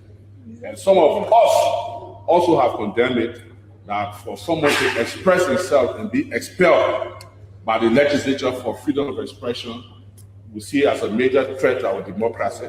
So maybe the 3 members here from the House of Representatives may be able to address it. There's also another issue where a talk show host was arrested, convicted, or tried and convicted in 48 hours by the Supreme Court.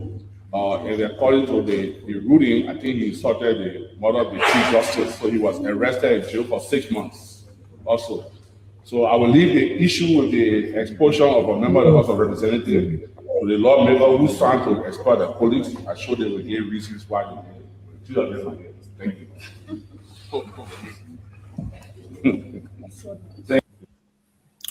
Okay, so let's come to you now, Mr. Cassell. Before I come to you, Mr. Cassell, 1 second. We've been joined by one of our fellow panelists, Mr. Christopher Napier. Mr. Napier, just introduce yourself, and then we'll come back to you. Thank you so much, and thanks to my fellow panelists for being on the set this afternoon or evening, and to the radio audience, both radio and TV. It's my pleasure to be on today, and we want to thank you for listening always to us. Thank you, Mr. Napier. So, Mr. Cassell, I'll come back to you. You brought the issue up. You listened to Mr. Snow. Are you still of the desire that he should be pulled from whatever he should be pulled from? Yeah, he needs to divest himself of that portfolio he has. Guinea willfully entered Liberian territory and seized it. They didn't only walk in there, they came there armed and seized our territory. That was a crude act of aggression. That should be on the front page of every African newspaper. It should be on the agenda of not only ECOWAS, but also the EU, the UN. We need to put it out there globally. Because we tried diplomacy. Our president went there along with the Sierra Leonean president. I think they did the same thing to Sierra Leone too. Yes, it did. Yeah. And what came out of it? Nothing. So I feel that Mr. Honorable Snow, he's not taking this thing seriously. And as I mentioned, during my opening, also the excuses they were given. In fact, the Ghanaians, the Nigerians were saying, but why are you taking this thing like nothing happened? The people have occupied your territory. This should be sort of like a mission critical part of our agenda here. I mean, he behaving like we are afraid of Guinea. That Guinea would do something, let somebody bust in your house, take over your house, and you say, oh, well, the man got 1 room there. At least he left my other 3 rooms. That's not how countries behave. We have to make this act of aggression by Guinea very, very embarrassing and expensive for them. You know, we can't stand and fight Guinea. But okay, let me interrupt. I know you're still talking about you made a very blunt statement. You're very upfront about it, about Senator Snowe. How does it? Where does Senator Snowe fit in all of this? Where? He didn't. Like I said before, he is being criticized by his own colleagues because he didn't take this thing seriously to bring it and put it on the ECOWAS agenda. He made no case, no Liberian case. Oh, I see what you mean. ECOWAS. You understand what I'm saying? Yeah, got you. Okay. Yeah, he made nothing. It's like nothing happened. It's like every day going to their meetings. You know, it just when the Ghanaian, there's a Ghanaian, the Ghanaian representative, and I think it was a Nigerian representative, and other representatives said, look, this thing is all over social media. Why are you behaving like this thing not happening? That's when he made that speech you're showing. Because the excuse was the Tai Wangbe, I think, maybe I'm calling his name wrong. He was, Tai Wangbe. Tai Wangbe, yes. Yeah, Wangbe said, well, you know, we've got the ECOWAS group in Liberia, and they didn't put it on our agenda to bring, and then they will have to translate it to French and Portuguese and all that. And I just saw that, I just shook my head. Typical Liberian style. The people in your country, they're not Boy Scouts that came over. The military is occupying. And you giving that sort of excuse? And the Ghanaian guy couldn't believe it. He said the thing is all over social media. Why you're not bringing this to ECOWAS? Why? And Senator Snowe is supposed to be leading the delegation. That's why I said, well, maybe the portfolio too much for him. Let him just give that portfolio up and they send somebody else. Because he's not aggressive. Okay. This is the time to make the case for Liberia in front of ECOWAS with the Guinean delegation there. He's not doing anything like that. You saw what you were reading just now, right? Yeah, for his phone. Nothing actually prepared. He reading for his phone. Can you imagine? Yeah, reading for his phone. Oh, well, they went and they expelled, you know. Yes. Then they think about Guinea. I think it was not even 1 good minute, seconds. Yes. Mm-hmm. Yeah. So why you can't pull that man from there? What is he doing there? I mean, I hate to, you know, show this sort of emotion, but it really, really getting on my nerves. That the foreigner will say, you got to do this. Yes. Yeah.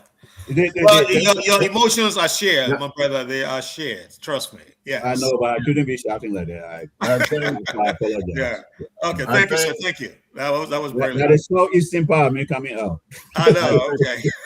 Let's go to Mr. Nubo. Mr. Nubo? Yeah, Mr. Kase is excellent. You listen to Snowe. What did he start with? The War Crime Court. And that it will bring division. So nobody must be held accountable for the war. And how long Prophet Key been in jail?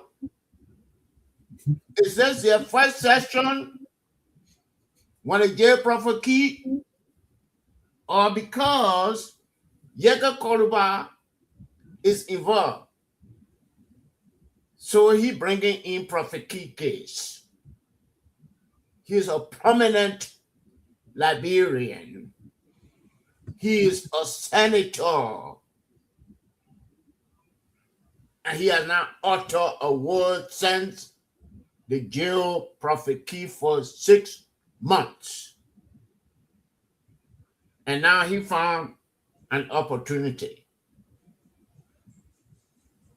And Yeke Koluba is on record saying that land belonged to Guinea.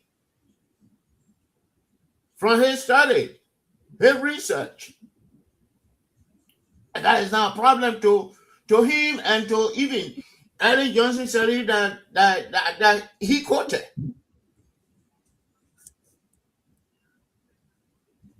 I mean, you know, I don't look at that as free speech. I look at it as free irresponsibility on the part of Yeka Koruba Right. and on the part of Snow. I told you before, Aichi, that the people have already started running campaign for 2029. That's what is going on. And I feel that I know you're not supposed to be there to represent Liberia at the ECOWAS Parliament. But the ECOWAS Parliament, they have their own rules. So, no, I think his turn has to be over before they recall him. Because since he was sent there by our government, he stayed there. And I think his turn is not over. But the statement he made, you know, I don't even know. I don't know how to even classify it without offending our audience. I will leave it at that. Thank you.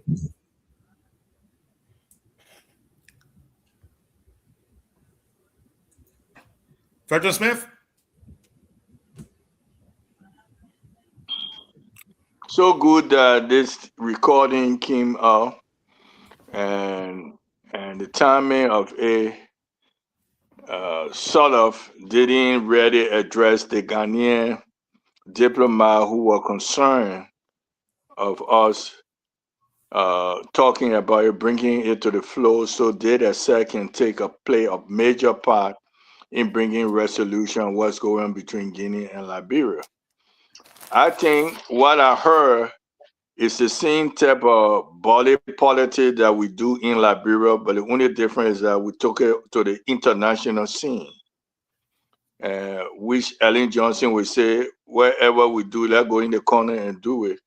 Don't bring it way outside between the people so people can know our way we treat each other. A little snow broiler in the front of the ECOWAS, where he should be the highest seated Liberian. So in anything, if the people wanted to help Liberia, they will go through Snow to bring some resolution or some concern about Liberia. But the way he put it in front of them, it will say, yeah, the three lawmakers, they spare their friend. So we're here where they will see.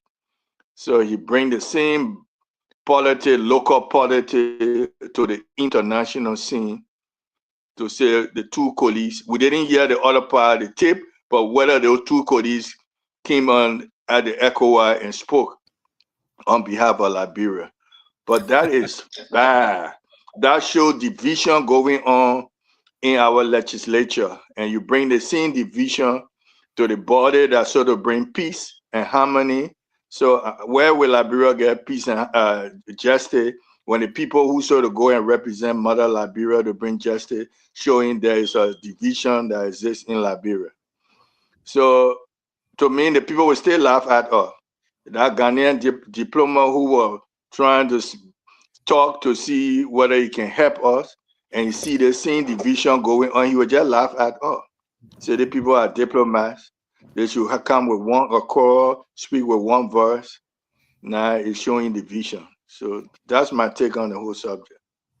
I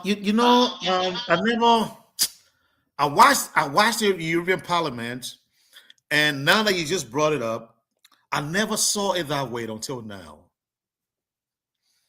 And you are absolutely right, Veteran Smith. I think Snow let us down. I mean, he stood there and he said there are two different chambers in the Liberian legislature. He referred to the Senate as the House of Elders. Well, he didn't behave as an elder there. And like you said, he took our local politics and took it to the regional body. That was not right.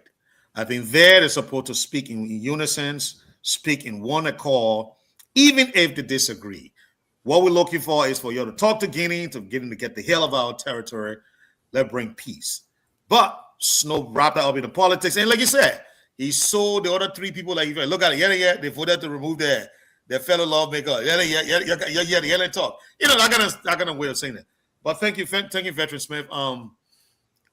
Mr. Nipe, so you came at the right time for this topic. Let hear your response, your analysis on it. What do you think? Well, thank you so much. I will not disown him publicly. I will own him and then take his statement apart. And I like the way my fellow panelists have put it. All three of them are in unison. There is no hypocrisy. But I put it this way. The crew man said, that's your better. Basha man says the same thing. They say they're rebelling. I understand that one very clearly. And crime man says, I'm born here there no, can say there no. What I mean, what I mean there is that what you don't ever, you cannot do, you can't do it. There are both crew and Bassa, and the crime man only, you want to do something, but you never did it. So there's an irony of his representation. I am sure his horses he has, one of which my aunt lives in on Dupo Road. If someone were to cut a piece of that house and breach the gate, he will be the first man to run straight to the Supreme Court. I am sure that he is not doing what he should do or what he must be doing. He says that the House of Assembly is the elder house. So the House of Representatives are a small house. So what did the elder do when this case was raised, when it was brought up? And he unfortunately calls it a freedom of speech case. And he's sitting in the parliament of ECOWAS, I don't know where that place is, with a hand in his pocket. It's very ungentlemanly. It's very indecent. It's like he's talking to little children, he's the boss. So this question has every Liberian to the core. Diplomat himself. It has every Liberian to the core when it comes to our sovereignty being violated, not only by an unarmed Guinean, as only one person, but several well-armed Guinean soldiers traversing the demarcation that separates both countries and entering onto the land called the Republic of Liberia in the Solomba region.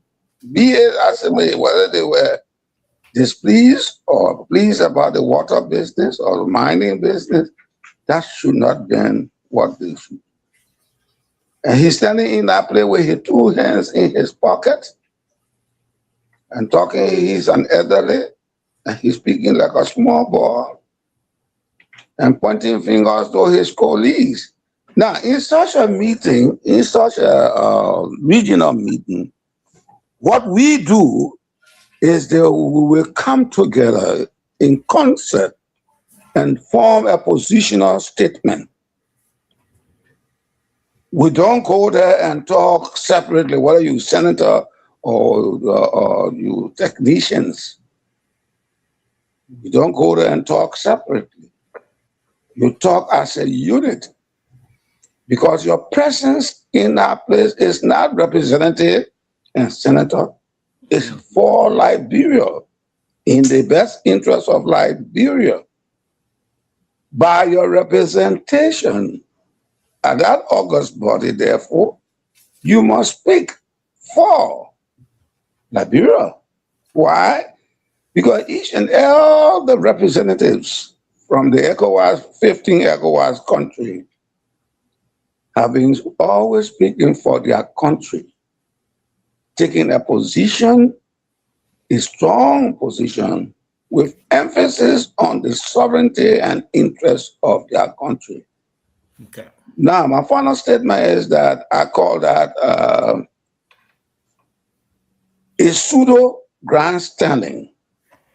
And why do I say it's a pseudo grandstanding? He wants to, the three parables of Proverbs I gave in Basel and Crew and Crown. He wants to appear big, but he's not doing the right thing. He is not doing the right thing. So it's a false position. Positioning himself. And if Liberians are stupid, they could vote for him.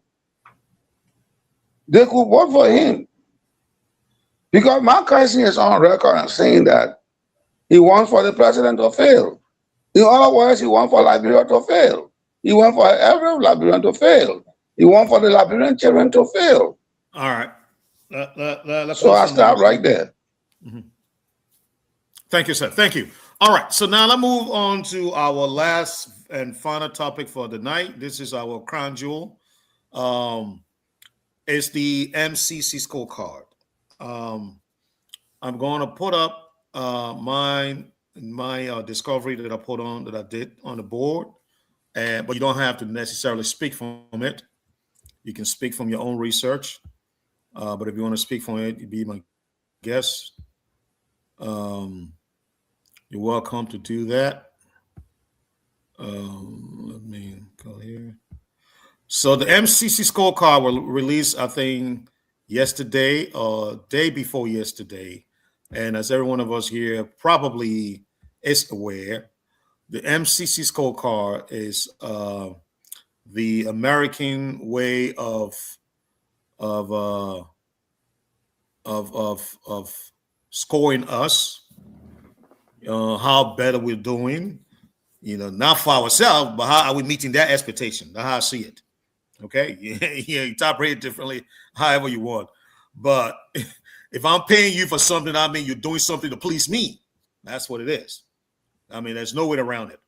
So it is their scorecard that they're using to score us on how we please them, how we satisfy their interest in democracy, even though they themselves don't practice democracy. But hey, they don't care. They have the money to dole out. So they'll come to you and say, hey, this is our stuff. We want to make sure you're doing it right. And when you do it right, we'll pay you. So, hey, having said that, this is the American scorecard, the MCC. And Mr. Nubo and Mr. Nippy, I told you yesterday I was going to get this thing right. My tongue is straight. It's the Millennium Challenge. Okay, I got it right. There you go. Let me blow this up.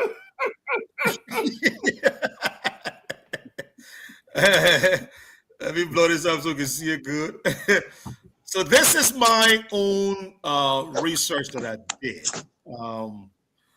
As you can see there, I did the quantitative analysis of Liberia MCC 2026 scorecard. I know most of what you see there is basically, qualitative to write, okay, this and this and that. But I went for the numbers, and break it down the way I see fit. So that anybody, if you went to school and you know where your numbers are, you can understand this as opposed to what they gave us, in all that qualitative form. But you look at this and you see categories. The total indicators, 22 indicators they follow. The list goes on, and we see as we go along. And the indicators that we passed are 12 are 54.5%. The indicator we failed, 10 are 45.5%. And then we'll do the net performance margin. These are stuff that 1 second, let me see if I can go back. See, I blow this up now, Kimmy. 1 second. I want to go further down. Okay, good. There you go. So let me come here. So you won't be able to see that if I do it that way, but I got to do it. That's when I'll be able to scroll up and down. So the margin says Liberia exceeded the MCC millennium passing threshold by one indicator. You know, even though our brothers, like I said, the baseline is 11. We passed 12.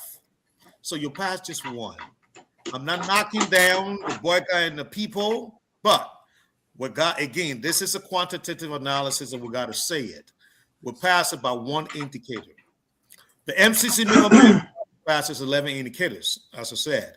Liberia achieved 12 indicators, the margin above threshold equal 9.1%. If you out of that up, okay. The year-to-year comparison. So 2025, we passed 11 and fell 11. That was the baseline. We hit the baseline. This year, we passed 12 and we failed 10, and we put the change there is +1.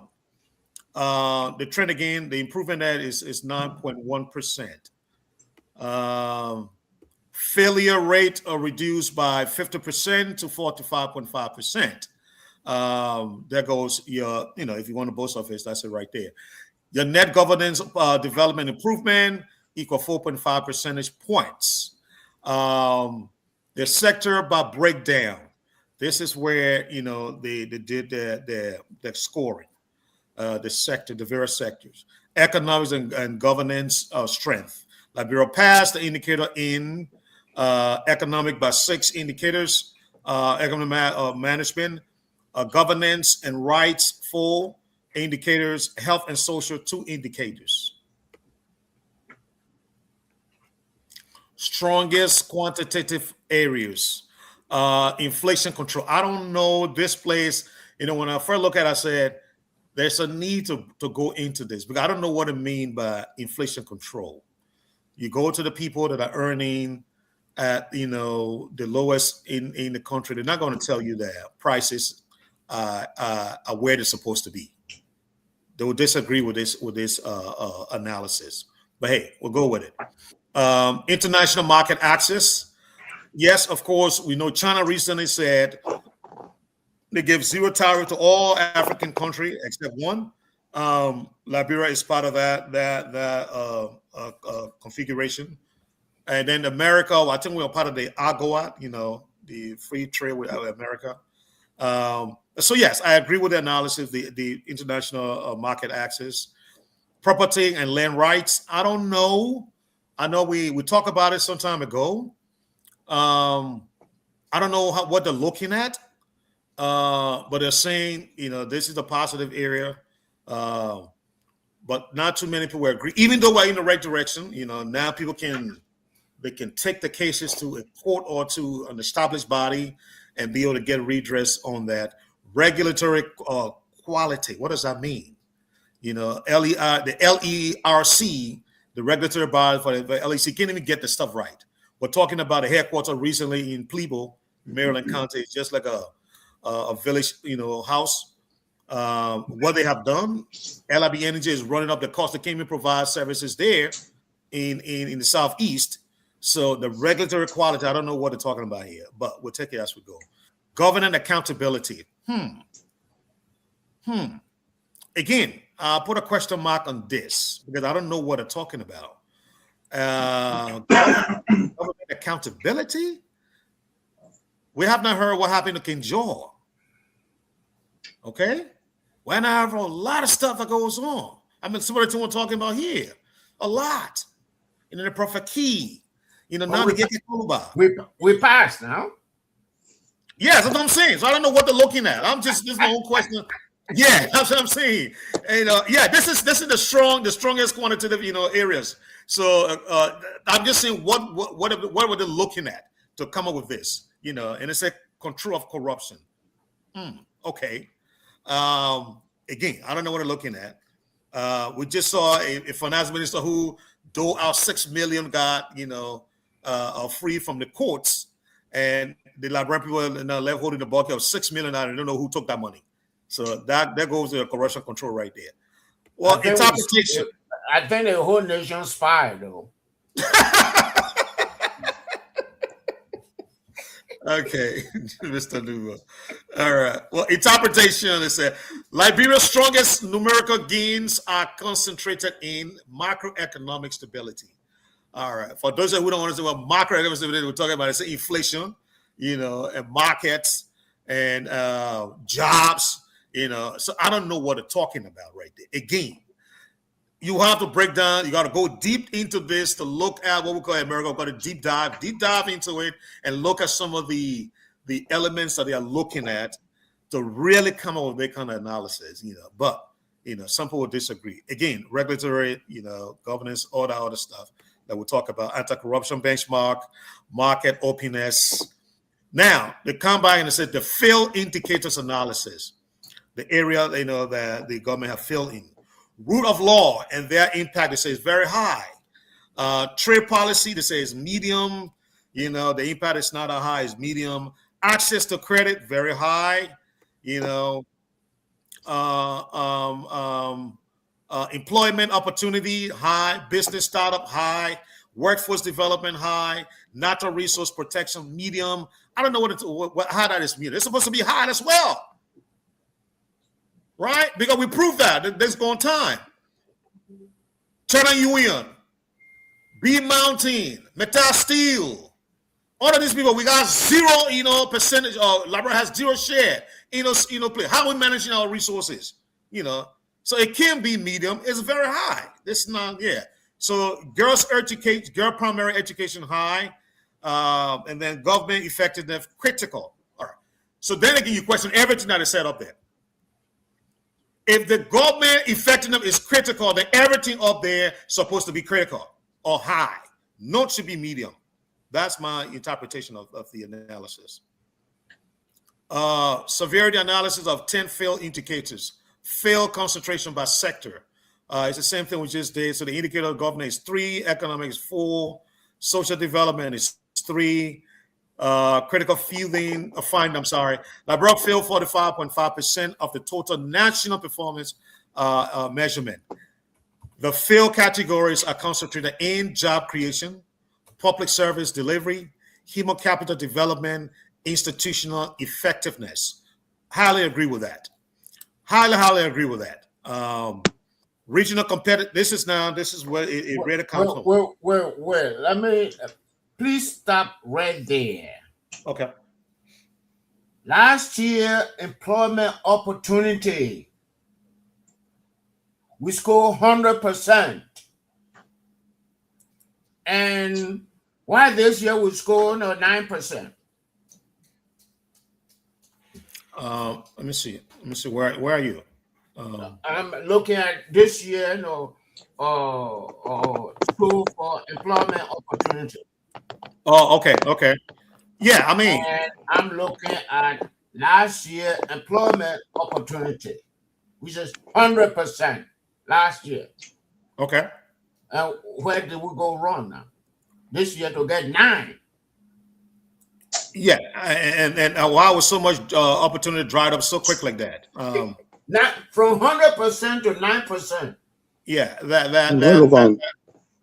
I'm trying to get what people are reading. Okay.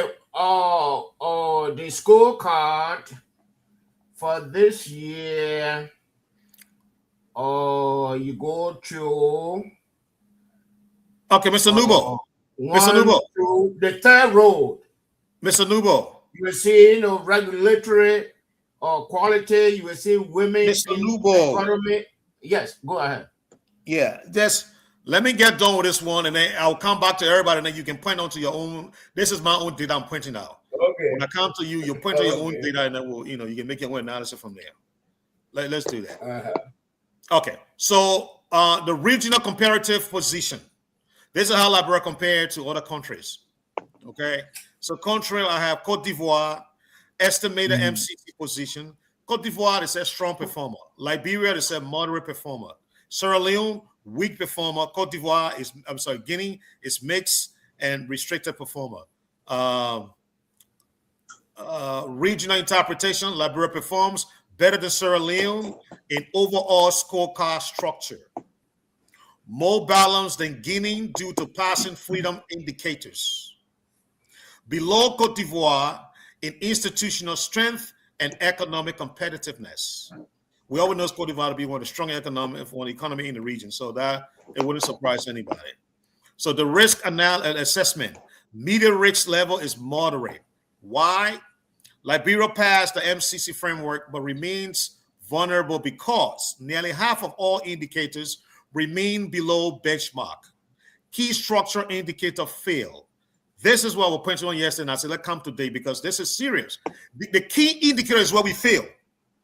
You can say we pass by one indicator, but you fail in the key areas. That's very important to understand from this thing, all right? So the governance effectiveness remains weak. Human capital indicators remain poor, okay? Strategic quantitative conclusion. Position, a positive indicator, Liberia achieved a 54.5% overall pass rate. Okay, all right. From 45 to 54. Good. Improvement over fiscal year 2025. Continued MCC eligibility positioning. Strong anti-corruption and accountability performance. Negative indicator, Liberia still fail. 45.5% of all measurement. 50% of score economic opportunity indicators, and then several in critical social development indicators. Well, executive conclusion, Liberia 2027 MCC measure performance reflects a country of partial transition rather than full transformation. Quantitatively, Liberia improved from an even split in 2025, 11 pass, 11 fail, to a narrow majority pass in 2026, 12 pass, 10 fail. While macroeconomic governance and accountability indicators improved, the country continues to underperform in employment, institutional effectiveness, education, and social development. The data suggests gradual progress, but not yet broad-based national development strength. All right, that concludes my analysis. Who else want to come on? Mr. Nubera, go to you. Okay. Thank you. But the one that caught my attention is that employment opportunity. This year we have 9%. Last year, which was 2025, we had, let me see, employment opportunity, we had 100%. That's number one. And access to credit, we have 56% last year we passed. And this year, access to credit we have 31%. Mr. Nubera, you can share your screen, right? For to see? Now I'm looking at. If you're on your computer now. Yeah, but yeah, you got a computer. You got a telephone here.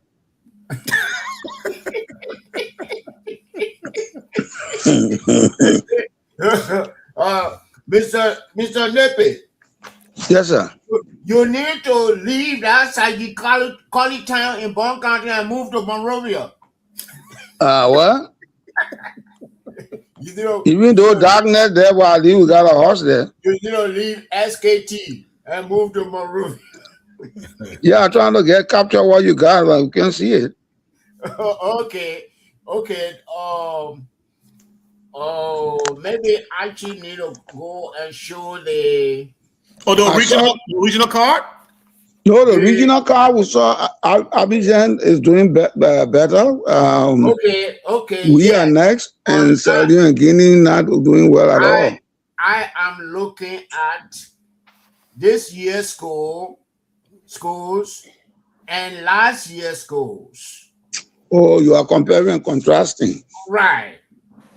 I mean, you know, that's why I say, you know, employment opportunity we have 100% last year. And this year something happened. We ate our man or school fees. Mm. They give us from 100% we get 9%. Now access to credit. Last year we got 56%, and this year we got 31%. Mm. So, what is going on? I don't think trade policy we did a good job. Last year we got 21, and this year we got 23. So that reset money we got a few pennies from there, you know, and we use it. Business startup this year we got 45%. And where were we last year? Business startup. Business startup. Can't see it in the red. That means we passed last year. Let me see. Hold on.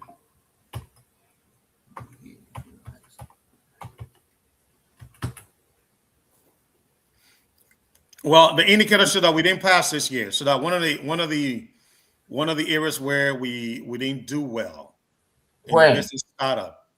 Right. And child education, we got 36. Yeah, the girls so the gender, I think that they went by gender, and we fell in there too. The girl education this year. And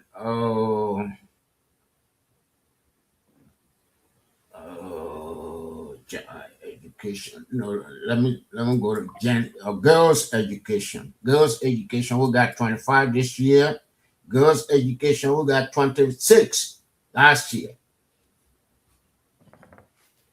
And child health, we got 36 last year. And what we got this year, we didn't move. Since last year, we have been standing at the same spot. 36 last year, 36 this year. So, you know, I mean, you know, I feel that our government need to do more, because this ought to be free money now. All we have to do is a grant. It's a grant. Okay, it's a grant. All we need to be doing is to push the right button to get a grant. To get the grant. And even the last year money, I know last year or year before last money, they still have not figured out how to spend the money. I don't know if Honorable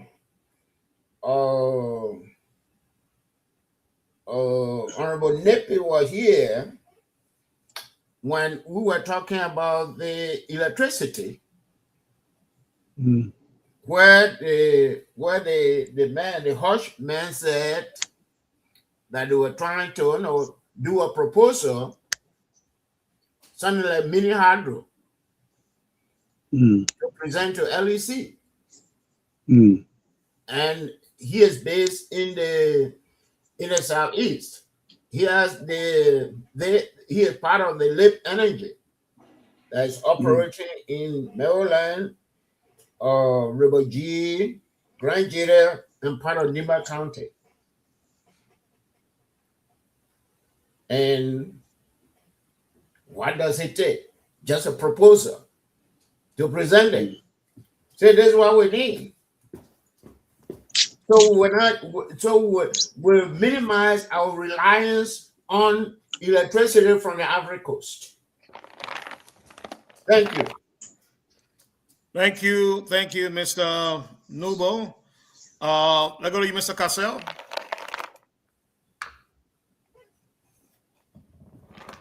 I really never understood the relevance of this scorecard. I don't pay much attention to it.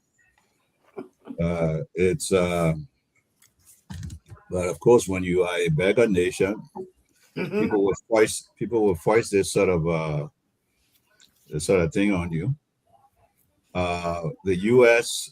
in its current configuration, not in a place to serve as a custodian.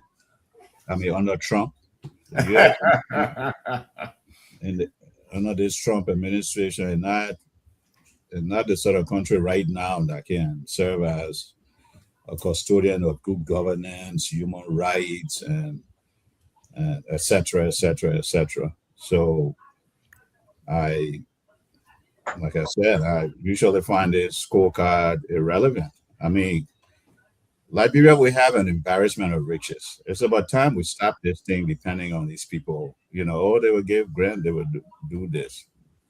We can marshal our resources, you know, once we get to start thinking and do like what they did, you know, the template is there, what they did in the Sahel region. If we take look at the goal we got, the 350 miles of beach, you know, Africa's largest virgin forest, even the forest alone, we can get carbon credits that can offset this MCC, whatever grant that they gave, but we're not even paying attention to that. So yeah, that's what I got to say about that MCC. Since it came out, I don't pay any attention to it. And with Trump now, it's even worse. Nothing that come out of Trump administration I see as serious. Yeah. Hate to say that, but that's my position. No, I don't disagree with you, Mr. Cassell, because you know, I'm just in the same position as you, the same mentality. You know, when do we stop? Where do we stop? You know, we even prioritize the MCC money than our own, you know, collection that we make internally. It's the problem right there. You prioritize the money that comes from outside than the money that you collect on your own. That's supposed to make you proud and say, yes, we are a sovereign nation. You don't even value that kind of money, but the money that America sent to you, yeah, and the money will be all over, all on the radio, in the newspaper. Oh, we scored today. We scored that one. Yeah. That's the one today. Politicians of all kinds will be talking about it. Exactly. But when the LRA raised $1.2 billion, no, we don't talk about that. That don't mean nothing. You know what I mean? Yeah. It don't mean nothing. Yeah. That is the upside down mentality we get right now. So I don't, you know, I'm with you, my It's brother. what they call in Liberia, they got a phrase where they call it the poverty of ideas. Yes. Yeah, I mean, if you look at the fact that we've got one of the highest remittances per population in the world, has the government ever sat down and said, look, the Liberian people, they get sent us $1 billion from Australia, the US, Europe, Asia, and all. How can we take that money and come up with some development project? Or even come to your Liberian communities. Come out, Liberian people like Liberia. Let's face it, we all love our country. We and do. say, look, this thing here they call diaspora bonds. We want to create a diaspora bond. Our target price is $1 billion. And here's what we're gonna do with the $1 billion. We have a committee. This committee will be a diverse committee of Liberians from the church, experts, you know, financial experts and all. They will be the one monitoring this. We use it for this project, that project. We want every Liberian to make a contribution to, and people will do it. Yes. Once you can show them, you know, you can show them that, yeah, you know, there will be transparency guiding that process. I said, yeah, I'll be willing to do it. I show you, Mr. Wright will be happy to do it as well. Of course, absolutely. Once you see, you know, you see that it's a transparent process. Transparent process. Yes. Yeah. I mean, look, they did it in Nigeria recently, and Nigerians, they oversubscribed. The people just wanted, I think, like maybe 2 billion or 3 billion. And they came out with their bond, and I think they went way beyond that, according to what I was reading. They've done it in Ethiopia. I think they did it in Ghana too. Why we can't come up with those ideas? They say ideas, yeah. They got us saying ideas are the currency of the 21st century. True. That needs to be our mantra. But who can't do it? We say, oh, the millennia, we're waiting on the millennia quote to send us grants. Mm-hmm. Or waiting on the IMF. When you got an embarrassment of riches in your country. Even the trash in Liberia. There are some countries that transforming the trash to methane gas. Yes. In Ethiopia, that was powering the electricity grid. Yeah. You come and go somewhere? Recycle plastic, into finished rubber material. Yeah. Okay. Yes. Yeah. Yeah. So that's why I don't pay attention. People come with the Millennium Challenge and all that. I don't pay attention to it. All right. Especially on Donald Trump. All right. Thank you, Mr. Cassell. Let it go to you, Veteran Smith. Yeah, one of the guys who is expert, he said he wanted to come on, but he catching hard time getting on. But he sort of summarized it and wanted to get his position on the area where we score low points, which is employment opportunity 9%. He said very few jobs are being created. Youth unemployment remains a major threat to stability in the country. On access to credit, which is 31%, said limited access to finance hold back businesses, farmers, and entrepreneurs. On trade policy, which is 23%. Veteran Smith, I beg to differ. I want to interrupt you.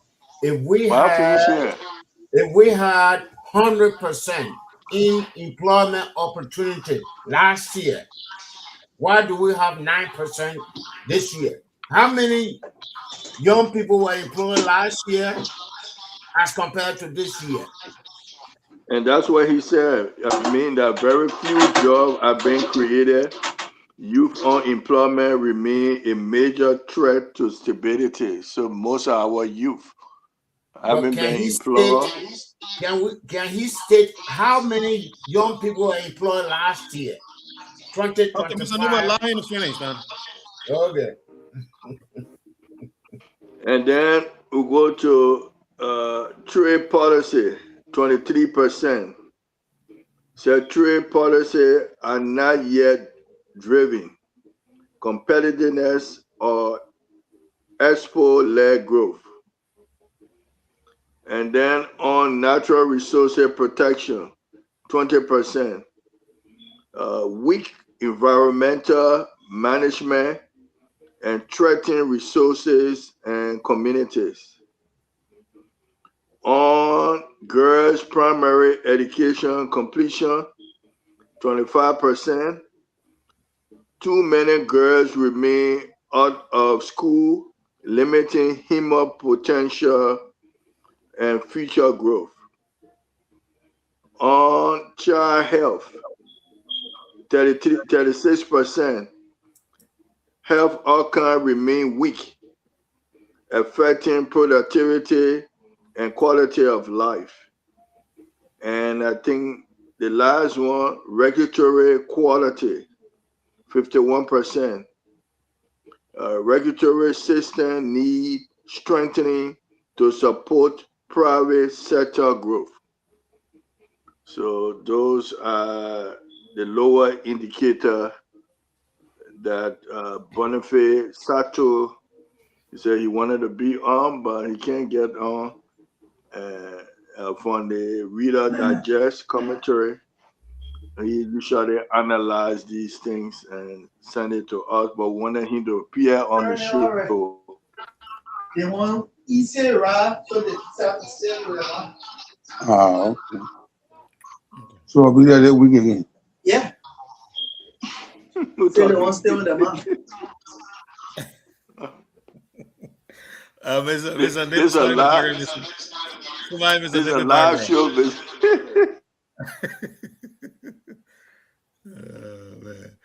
Yeah, conclude. Okay, have you concluded? Okay. He's done.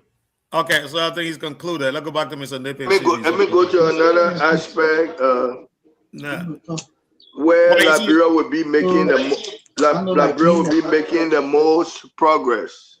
This era he sent a diagram. Freedom of information, 98%.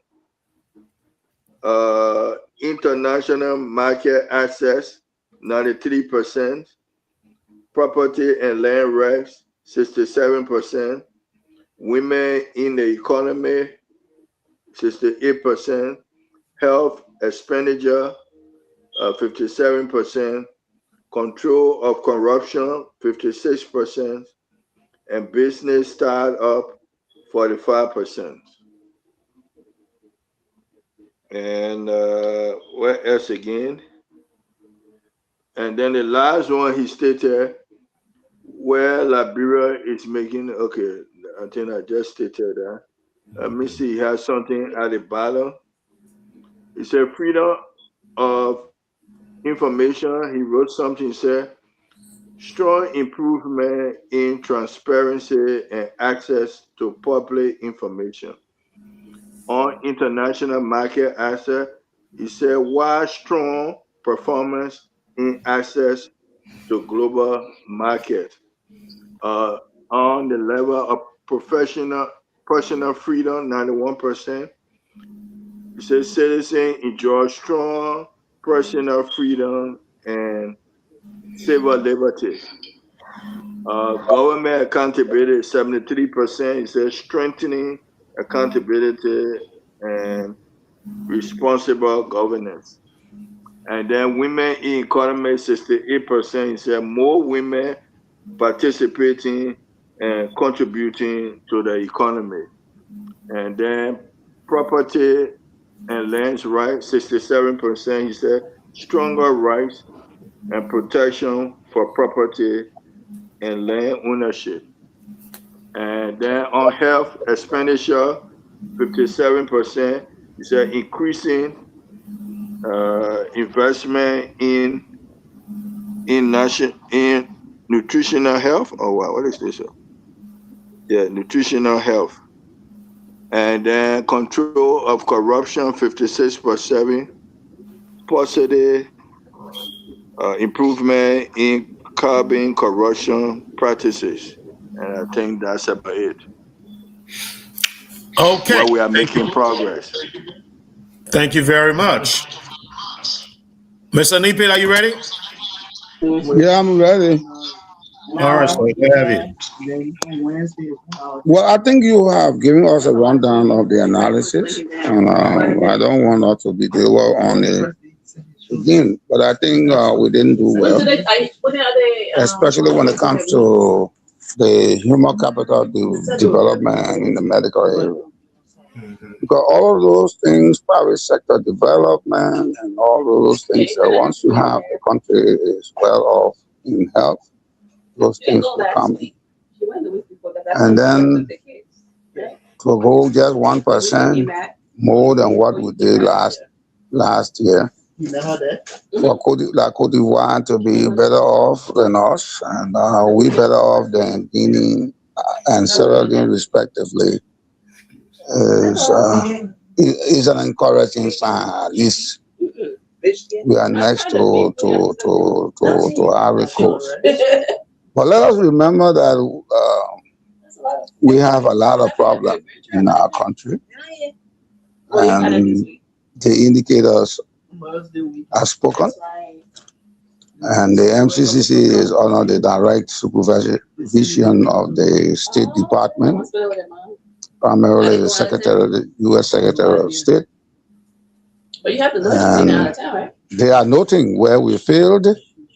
We have the money, and in 5 years, if that money is not utilized, we have to return it.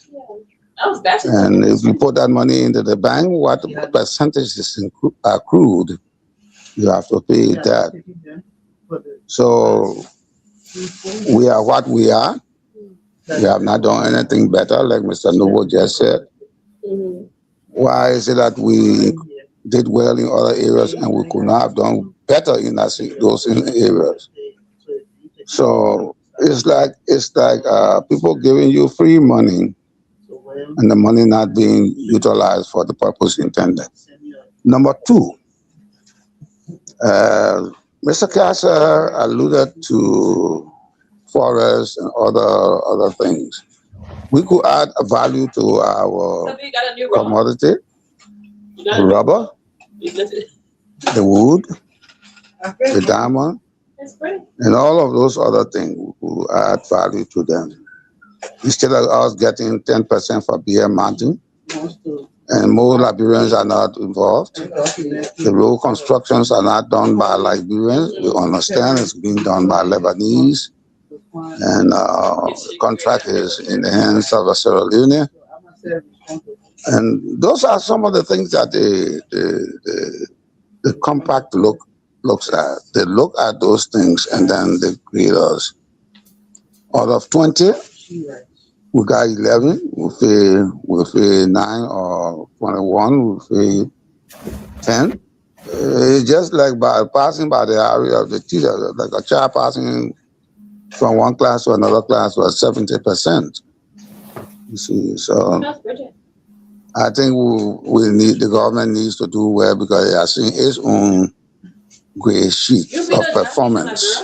And her performance is being graded by external sources, precisely the U.S. State Department. And when the U.S. State Department begins to grade you that way, the chances of having access to loan grants is being diminishing gradually. Let me backtrack a little. During the Ellen Johnson tenure, Liberia got complete waiver in the heavily indebted poor countries categories. All the money from Tottenham to where she took over were waived.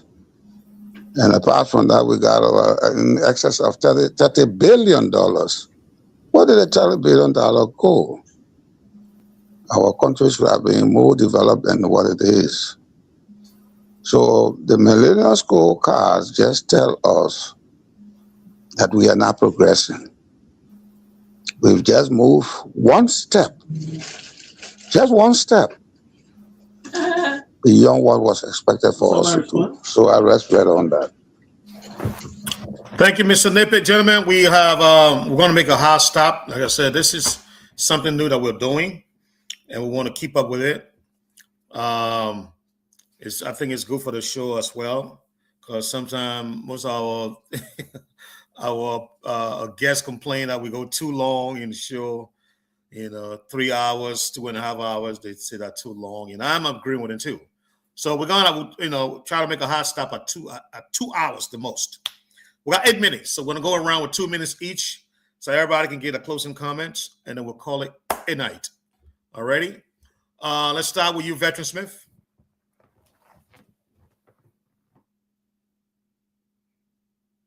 I talk about one topic we didn't go detailed, but I'm so passionate about is the Liberian Broadcasting System opening today by President Burka, a modern facility that, if utilized properly, will bring journalists to part bringing information to the rest of the country. We have a interpreter from all 15 counties. They have the studio will be connected, county-wise, having reporter bringing the news, a modern facility. Never thought in my wildest dream that LBS would be to this level. So the president said, this is what we need to keep. He for the media, he for free press, And so for it to open on the same day that Samuel Toure got his freedom, I mean, to me, these are the two biggest stories for today. One, China media will be operating freely, and we have a modern equipment facility to work on. And on the other hand, someone is being free.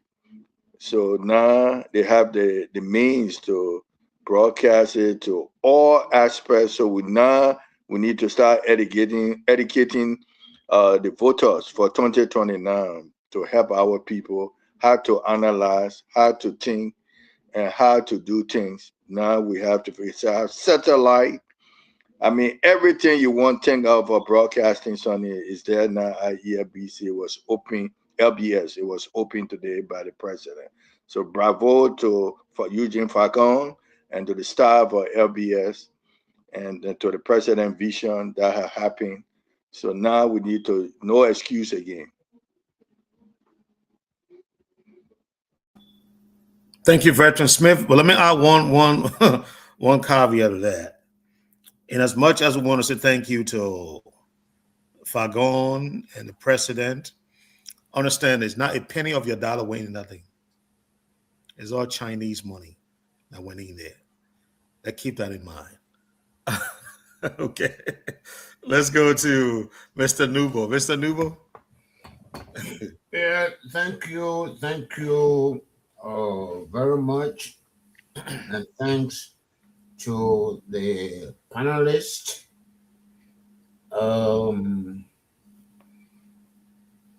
The comment you made about LBS, I think is in place.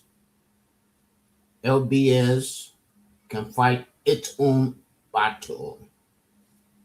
LBS, the way I look at LBS, it's not there for everybody. LBS is like a government or propaganda machine. And that's how I see it. I don't know how other people see it. And the statements made by Senator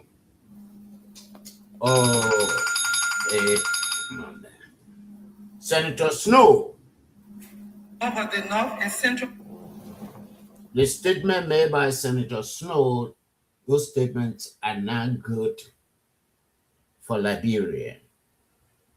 And he called himself from the house, being from the house of the of the elders. He spoke, as somebody on that show said, he spoke like a low boy. A low boy, not even reaching or teenage category. That's how he spoke. And it showed this unity on our team to ECOWAS. And he must be told that his statements were irresponsible. Those are not statements we expect from a senator from the Republic of Liberia. And we like free speech, but when a man in a House of Representatives say this land is not for Liberia, this land is for Guinea, it means a lot. And as soon as he ended his statement, it was on the front page news in Guinea. And we are damaging ourselves with the Liberians from the top. Because those in the house, they are from the top. They are not like a member of Bubu Platoon or like me. Those are the people listen to. And it's not. I was not surprised, when I saw, people, stoning, Yaka Koluba, in Saniquere. So I'll rest there. Thank you. Thank you, Mr. Nuba. Thank you very much. I'll go to Mr. Cassell. Yes, sir, Mr. Wright. Well, pardon comments, basically what I've said over and over again. We need to tell our story to the global community about the breach and violation of our sovereignty. And we also need Mr. Snow. We need to divest Mr. Snow of whatever portfolio he has to represent Liberia to ECOWAS. Our story needs to be told to ECOWAS, needs to be told to the AU, needs to be told to the United Nations. I'm going to make sure that Snow hear this. We will do an AR viral video. This thing you'll hear it. Please. I want Mr. Snow to know that, because if he has to be pushed to make a statement, and even the statement he made, it was barely a minute, but he was more focused on Liberian politics. His personal beef with the government and all that. That's not what you are being sent to ECOWAS for. We got a situation where an armed presence is on our soil from Guinea. And you just barely said anything about it. You had to be almost bullied by the Ghanaians and other people. They say, look, we're reading this thing. Why are you not coming to us? And then find out, oh, yes, come on now. Come on. You're more concerned about what Yaka Koluba said, or more concerned about what the president said, or what the president did, or some opposition, somebody that you oppose did. And so I was surprised and shocked that we had to be pushed. This thing we need to stand on top of the mountain and tell the whole world that we have been occupied. And the people are still here. They're still there. And that's what I have to say, breach of sovereignty. That's what happened. Violation of our sovereignty. That's a mission critical right of ours to protect our sovereignty, to protect our borders. We've been having our borders in 1847. At some point, there was some modification, and it took the same Guinea Ivory Coast. They took some parts of it. We said no, we can't do that in 2026. If they're gonna invade us, we got to make it hard for them. Embarrass them to the point where they will have to leave. I think you heard a story about the lion versus the porcupine, right? When the lion attacked the porcupine, who left bleeding with spikes all over them and had to run off? Or the prickly. Yeah. The porcupine said, I know you would beat me, you would eat me, but when I finish with you, all my quills will go through your mouth and nose and everything. All your nose, your eyes. You want it, but their food not worth it. So the lion ran away, saying it ain't worth it. No. That's what we need to do. Embarrass them in our land. Okay. Thank you, Mr. Cassell. Let's go to Mr. Nippet. No, Verse Caribbean. Well, thank you again. Three of them that are. The question of sovereignty is like someone trying to take your house after you have been on that spot for a long time, say 5 to 6, 7 decades. And the person who just come there in 1 decade tries to, what am I saying? Guinea got independent in about around 1957. 1847, we're already 100 years old. They took our land, they took Misari Kole, they took Pranana, they took Misari Kole, and they took Gigidi. Disney Cruise? That prompted the government of Liberia to have Is it formed big like Royal Caribbean? the AFL, Maybe not as big as far as Armed the Forces cruise of ship, Liberia. but the amenities. LFF, that was the first one, Liberia Frontier Post. They used to wear the red beret, the first hat. On there. Subsequently, the AFL. Did they consider? In 2026, for Guinea to come for the third consecutive time and try to use an international border, which is the water, They have like Makona, areas that it does. as a property, It's just, you know, is nothing small to play with. but I just feel like. Because the question is, was Guinea in existence when Liberia was founded in 1847? No. Feel, you know, Yeah. very. So after 100 years, how can you come, 176 years, how can you come and say the water is your water? Great taste. Instead of say, all right, since it's situated, it divides us, Royal Caribbean for me we has can all the play in the best, water, our children can swim in this water. That's like, number one. forages in November. Number two, representation matters a lot. When you are representing a nation, The food was an organization, a church, or what have Is you, that the project? your presence there is not to be grandstanding. the. Your it's presence like there is to only, speak so- That's for and in the best interest of So that there's a lot of organization. activities all night. Specifically, as in So the if you case of wanna just Liberia, for the have Republic fun of and- Liberia. Just be around adults. That's. And when you are going, you go as a team. I think so. You do not go because you were the first that was sent there when you were in the House of Representatives or when you first entered the House of Senate. And you go there with a grandstanding gown. When you have on those gown, it should be a concerted approach. They should have written a statement, made a presentation to the ECOWAS body I think you step back. about the displeasure of Liberia, the Republic of Liberia, And the area was there. being encroached upon by the You're not doing no more. 1957 Republic of Guinea. And the questions are so profound. Didn't Ahmed Secretary know that the Makona River was for Guinea, and then he didn't say it? Did he not know? He didn't say anything. But Toure was sensible. Conte was sensible.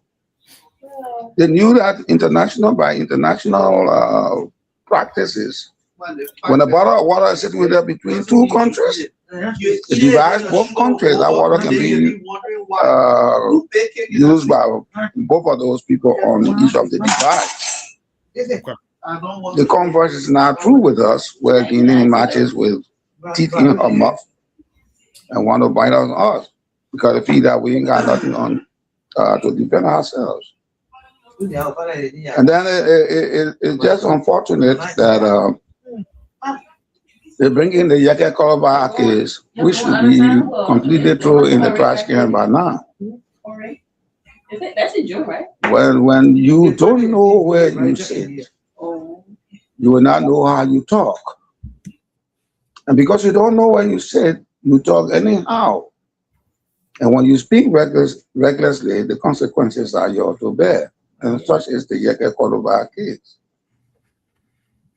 If you have a house and you live in a home, the territory of that, the confines of that house, the landmark is yours. Back in there.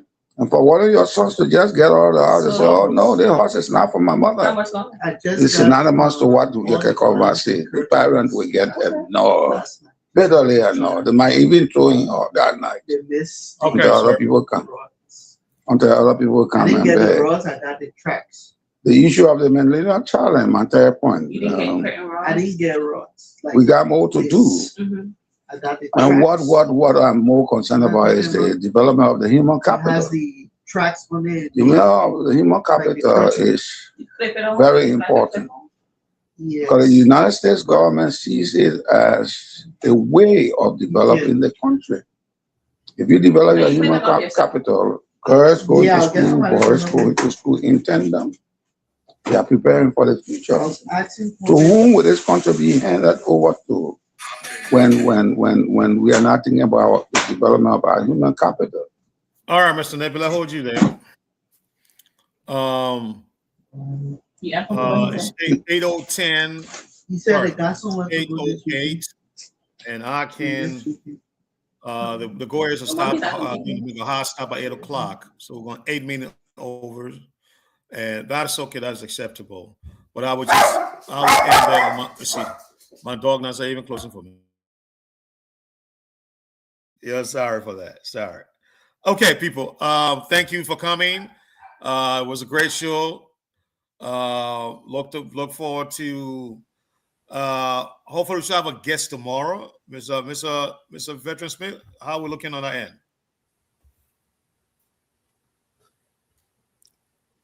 Okay. Veteran Smith is not answering me. So, gentlemen, we'll let you guys know we'll have a guest tomorrow. Ed and I will continue with these very important topics for our discussion. Thank you for coming. And to all of you that have been part of the show and watching and listening and commenting in the comment section, we say thank you for being part of the show. Please continue to do this. We appreciate your participation from your end.